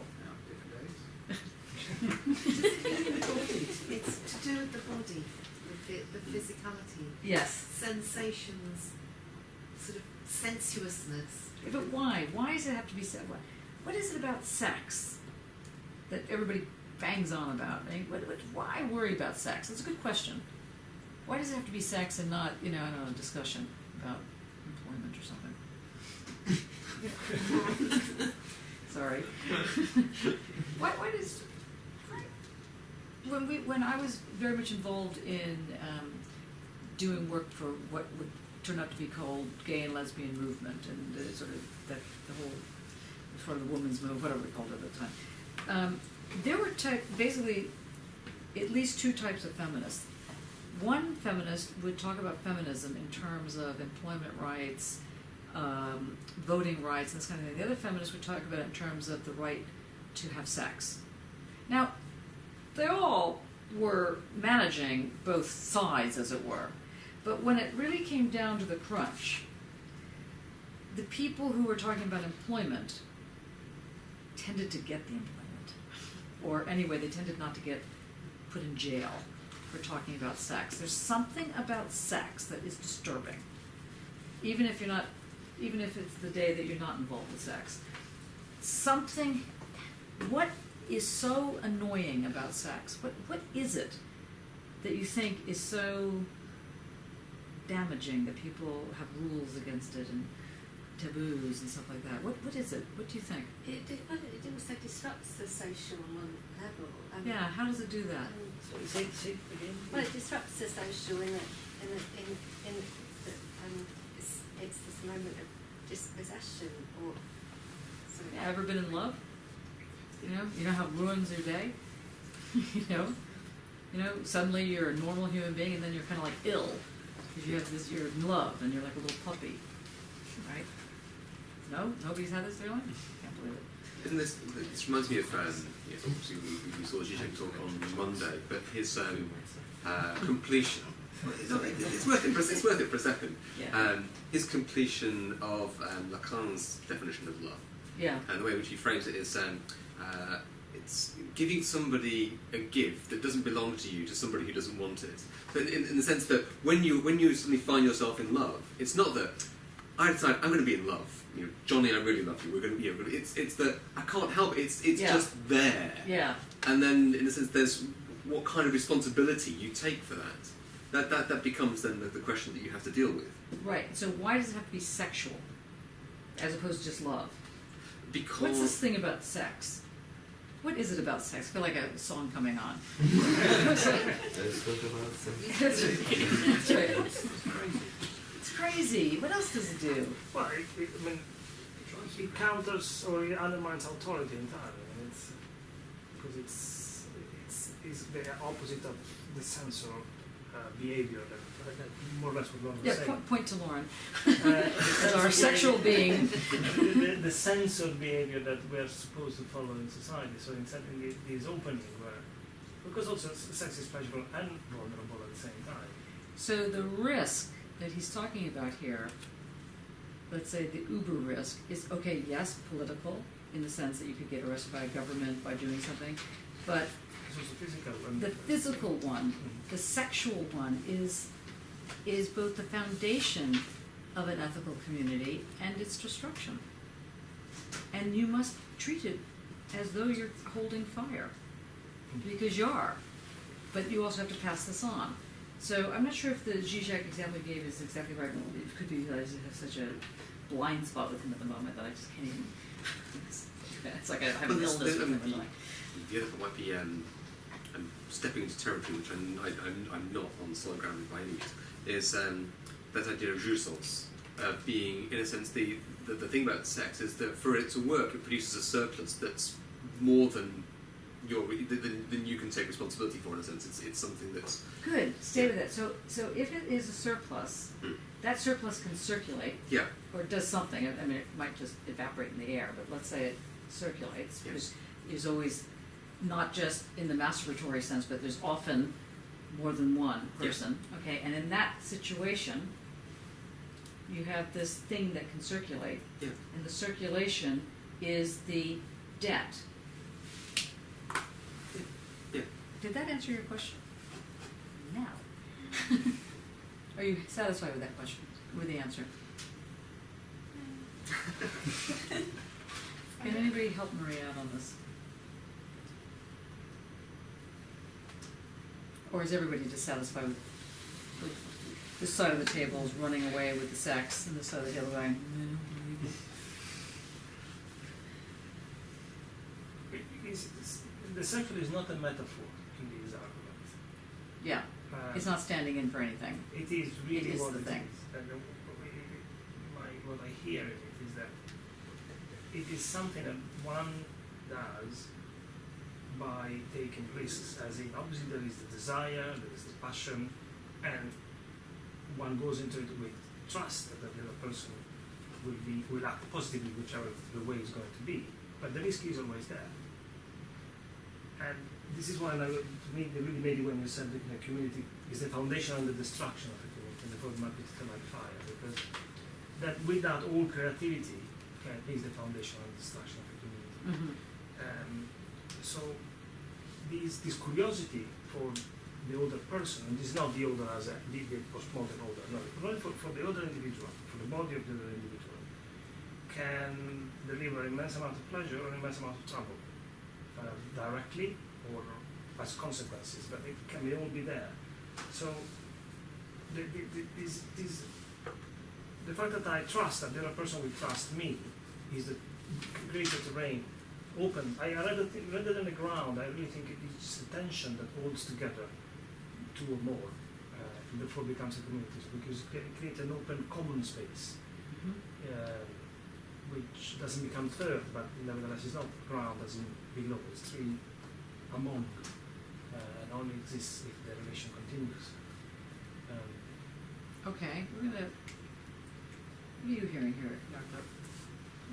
No. Why is it sexual? When I kind of approach it from the, maybe, I don't know, but I'm reading erotic faculties now.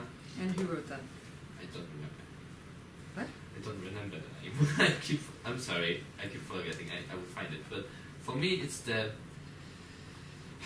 intertwined bodies. It's the sloppy, wet, hungry, orgasmic bodies that penetrate itself, that wet themselves, that kind of become one, yet at the same time protect their own autonomy because of their skin, and they kind of try to penetrate the surface, but yet instead they rub against each other, and they kind of, that's the connection, the rubness, yet keeping the autonomy of individual unit, let's say. Is that right? Kind of? Sort of, yeah. Sort But of. that implies there are boundaries. Okay, obviously the skin can be a boundary of sorts, but the body can be a boundary. Yeah, but that the boundary is being broken by this. You know, the autonomy is risk. Yeah. I believe everything pivots on this fact that in order to Yes, autonomy is risk. you know, I open up. A risk is the constitutive and destructive part of the relationship, because by taking that risk, I can lose everything. But without taking that risk, nothing happens. And therefore, everything needs to be constantly negotiated. At risk of But in order to be able to take that risk, you still have to be in a situation where taking that risk, not everything is lost immediately. Because if you take a risk and you know that things are going to be, like for example, everybody in this room has taken a risk by getting to this level, whatever you want to call it, like PhD or whatever the thing is. You've taken a risk. You put your family at risk. You put your sanity at risk. I mean, whatever. And even though you'll get a lot out of it, you're still dealing with something. And a lot of you have come from different countries, apart from everything else, to Birmingham. Kind of interesting. And here you are in Birmingham, taking this kind of, who knew? Who knew you'd be in Birmingham? I mean, what's Birmingham? Where's Birmingham, right? Okay, now, this type of risk means that if you really threw yourself to Birmingham, as opposed to, let's say, we ended up somewhere that is in complete crisis, where the civil society has fallen apart utterly, and that, there's kind of a sniper scenario happening every 5 minutes, then to throw yourself into the same kind of situation would even be more risky, as it were, and you could easily fail. because the risk has. No, I was saying before, you come into the risk with trust. Yes. That the other person will trust me. So Okay, thank you. Thank you. I'm sorry, I missed that. You're right.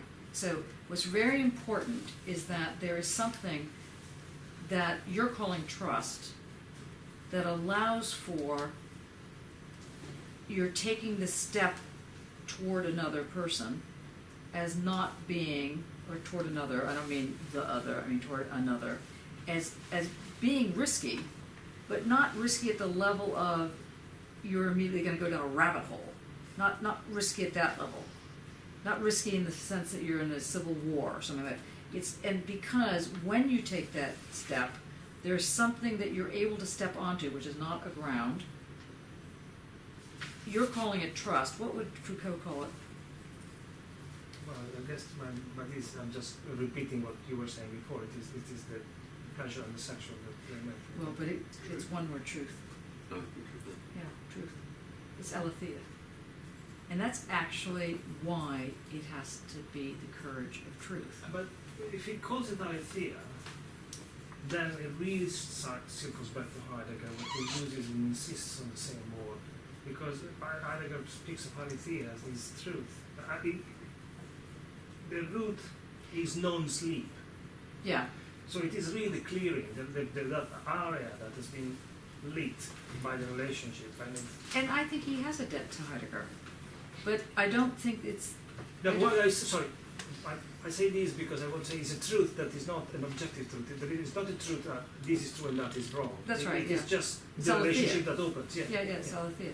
Yeah, but for that to happen, it doesn't just happen. For that to happen, it requires the building of this ethical community. So there's an ethical component, which in Heidegger doesn't exist like that. And it's an ethical sexual. But the reason why I was saying that is because I think that the risk and trust before the ethical logically are before the truth they step on. As in, the truth is the relationship between the risk and the trust. But the stepping onto something isn't just sitting there. It's there because it gets Yes, established. So it gets established by the risk and by the the trust. very act of this Yes. relationship. Yeah. This gets established, and if that relation doesn't exist, then the aletheia doesn't exist, Yes. right? And But that's not vice why. versa. The aletheia is And not that's there why it's first. not Heideggerian, because it's not about revealing and concealing, it's about inventing. It's about creating. So it's closer to like a complexity or a quantum move. Okay. Now, I still feel bad about Maria, sorry, because I feel that you don't understand what we're doing. It's much better. It's much better, still not perfect though. What about you, Bruno, how are you doing with this? So bad, Much bad? I guess. Great. You're all like my mother. All fine, everything's great. We actually had to do these things with faces to see, when she was in pain. They had these smiley faces, you had 10 levels of face. So they went from, to a big frown and like tears coming down, and we had to finally, she'd say, oh, I'm fine. So we say, can you point on the scale of faces where you're sitting? And it'd be like, this horrible frown face. It was like, wow, that's terrible. So I feel like doing that. I feel like showing them, where are the faces? Where are you on this? Oh, fine, everything's fine, Can you actually feel, we're getting close to the hour, can you actually feel that you could use any of these things we've discussed today in your actual work? Yeah. I'm trying to work out how performance thinks, That was nice. and it's really helping Have you me. read Heidegger's text on thinking? What is called thinking? No. I've only read Identity and Difference. Okay, the next thing is to read What is called thinking. And you'll see it's very performative, actually. It's about immersive being. Anyway, so go on about this thing you're working on. I'm trying to put together a book proposal for the performance philosophy book series, which is all about working out how doing and thinking, there isn't any boundary between them, that performance thinks and thought performs. Do you know the choreographer Xavier Roux? He's a choreographer and a dancer. Xavier Roux, No. R-O-I. Xavier, what he does, his whole philosophy of dance is about how the mind or the brain or whatever is located anywhere other than in the head. And so he had, and his performances are spectacular, but it gets into this breaking down. You know his work. Yeah, it gets down to into this way in which the doing, the thinking, the making, whatever, they all start shifting, they're like shape shifting. Yeah. Okay, now before everybody says, I've got a problem. There's a lot that I can do the tick on that's this. great. Try and throw it. Sorry. So, if this is an act that can emerge where there is trust, that there needs to be a degree of trust for the. He doesn't call it trust. People Okay, remember but this. a bond, but something A bond, yeah, okay. that makes the discourse possible. Yeah. Where and how does somebody who is a stranger, another, enter into that bond in the first place? How did you come here? But okay, so here's the other side of the question: to what extent do you does the subject who is aiming for trying to operate within the modality of paresia take responsibility? What, if any, responsibility do you take for the trust of the other in that, or the bond in that None. process? You take the responsibility of the gift. which So you in were that saying sense, yeah. But for the person who is not part of that economy to enter into it has to be their work. Yeah, they need to bring truth, don't they? And they need to get a response for the truth and create Yeah. a bond with the rest. If they don't, then they have no the game business has, being yeah, in that that's right. The economy. game has nothing to do with trusting somebody. And if- It doesn't have, or to put it slightly differently, that sounds very negative. Trust doesn't enter in the picture in the way you're saying it does. I'm sure, you know, to have friendship, to have love, obviously it evokes trust, but that's not the condition. Isn't The there something, condition isn't there isn't something trust. about what's circulating doesn't, in a sense, doesn't circulate? You know, we don't have our process group, in a sense. It's circulating, but and then there's another group in Parkside. in Parkside that's also it's got its network and so on. What's circulating is something that belongs to none of us in that sense, or it belongs also to is a surplus that can belong to anybody that's not a member of the group either. But its circulation is only through, or it only the ground as such. For it to circulate, there has to be that bond. It's the bond and the circulation are inseparable, or you just you don't have your cake and eat it. You can only have your cake if you eat it. It's that kind of. What's that? I love that. Yeah. So it actually implies because obviously there is a political outcome from this ethical position. But And what is the that? two are together is that one has to be active. Mm-hmm. And inventive. Uh, The active means being inventive. Yeah. So Foucault's, let's say, epistemology is actually ethical aesthetic. It's an ethical, aesthetic, political epistemology before it's an epistemology at all. And that's, I mean, the other thing, I mean, I was just trying to think of a better way of putting this. So, two things I think in this context. One is that the circulation that happens here.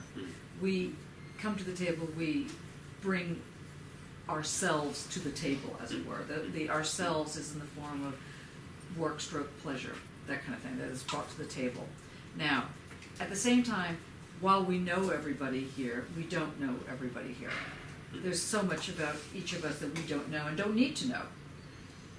What is here is a form of, let's say, if you want to use the word trust, a form of safety or whatever the best way of putting this is, of a nurturing environment that allows for one to precisely to bring themselves forward.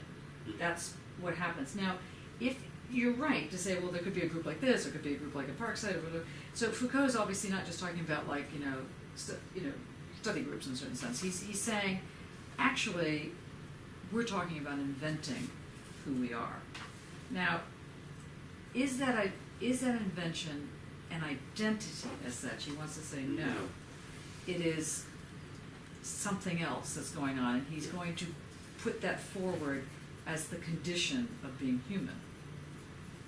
And that's so that it starts getting, we haven't gone into all the lectures, everything, but it just gets into, it keeps going sort of bigger and bigger and smaller, sort of in equal measures. So that's the first thing I wanted to say.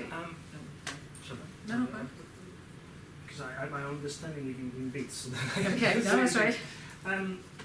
Many years ago, I read Vita Activa of Hannah Arendt, which raises the question that now it's probably not immediate because the situation is shifting very fast, but how does one keep the sense of democracy alive and open in the time of abundance and peace?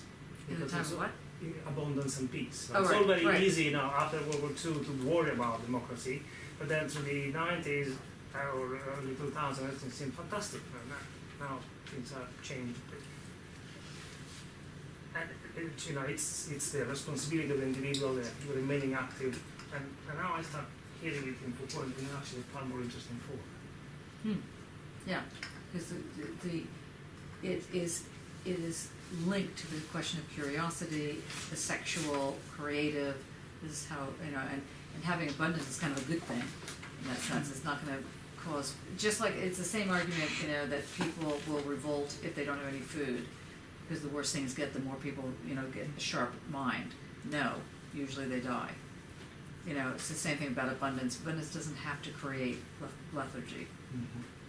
They're kind of those arguments kind of belong together and should go off somewhere.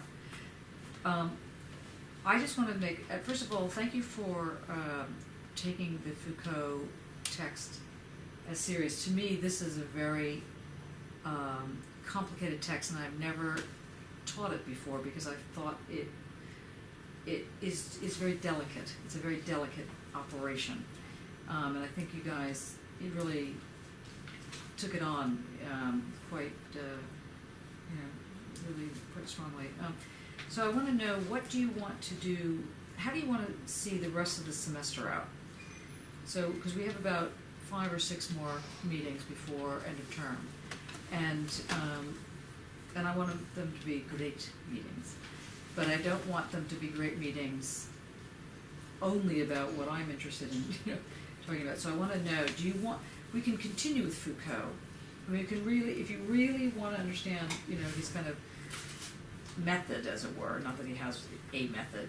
That's another way in. I mean, that was we could do that, and which would require once again delving into this book, but now reading it again, and then reading alongside probably either Technology and the Self or one of his later works. I think the later works are more interesting. I'd like to read the Society. Must Defend Itself? Yes, so I decided, I thought that one because I want to read it, so I know I want to read that. So is it because people want to go further into Foucault? That's really what I'm asking. Do you want to go further into Foucault? Do you want to circle back to Kant? Do you want to get into the question of event and Heidegger? I mean, do you want to forget about these guys and you have a headache and you just want to do something else? Relationship, I mean, I read that supposed right to lie, and so obviously it is quite resonant. The right to lie, and one must, this. yeah. So it seemed like, and I'm still really battling Kant. The other book, That really sounded. sorry, the other book I'm reading is also the other book of Earth of Biopower. Yeah. That was fantastic. Yeah. That book.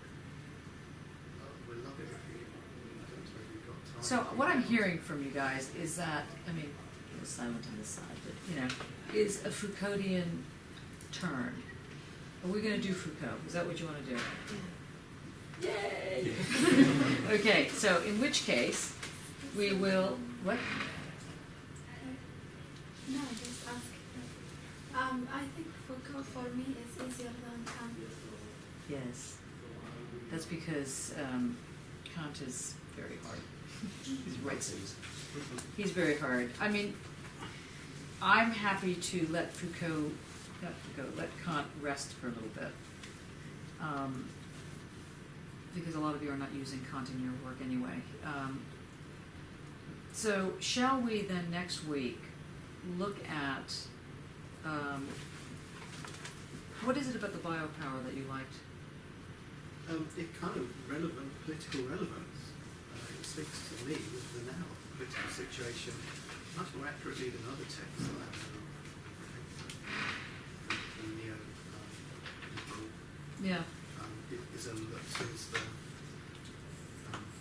ruling Hegemony. Okay, well here are the books that I think that we should then take a look at with Foucault. I agree with Biopower, Society Must Be Defended, Courage of Truth, and the other one is The Abnormals, that also no one ever reads. Now we could also look at Care of the Self.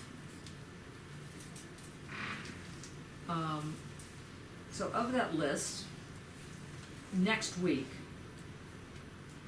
we can go back over this. Shall we go back over this, or are you ready to throw yourself off a bridge with this? Okay, so we'll go over this again. We'll do the whole book again. This time, if you can concentrate on what does it mean to have a modality, and why is he insisting that this is not epistemological? And then the third question I think would be, how does this affect your own work? So that to me is critical. And maybe if you can,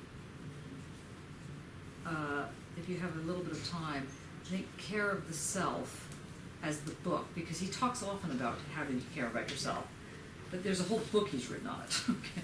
Now you might. The second one from the History of Sexuality. I think it's book 4. I think History of Sexuality was book 3, wasn't it? Yeah, and book 4 was the Uses of Pleasure. No, book 4 was Care of Self, and book 5 was Uses of Pleasure, but maybe I've got that wrong. I can remember. 3 was Care of the Self. What's that? 3 is care. 3 is care of the self. Okay, sorry. So just crack it open. You don't have to like knock yourself out. But I think that just so you are familiar with the terms, so that when we talk about care of the self, the other thing I would suggest, if you haven't done so already, and I don't normally like to assign my own work, but take a look at my 9th technology of otherness, where it gets into the whole question of the Socratic move that Foucault is doing, or the move around the cock. Is that the one in the thesis? Is that the same text as the Yeah, thesis? yeah, it's on the Dropbox. Yeah. Okay, any questions? Are we live? All good?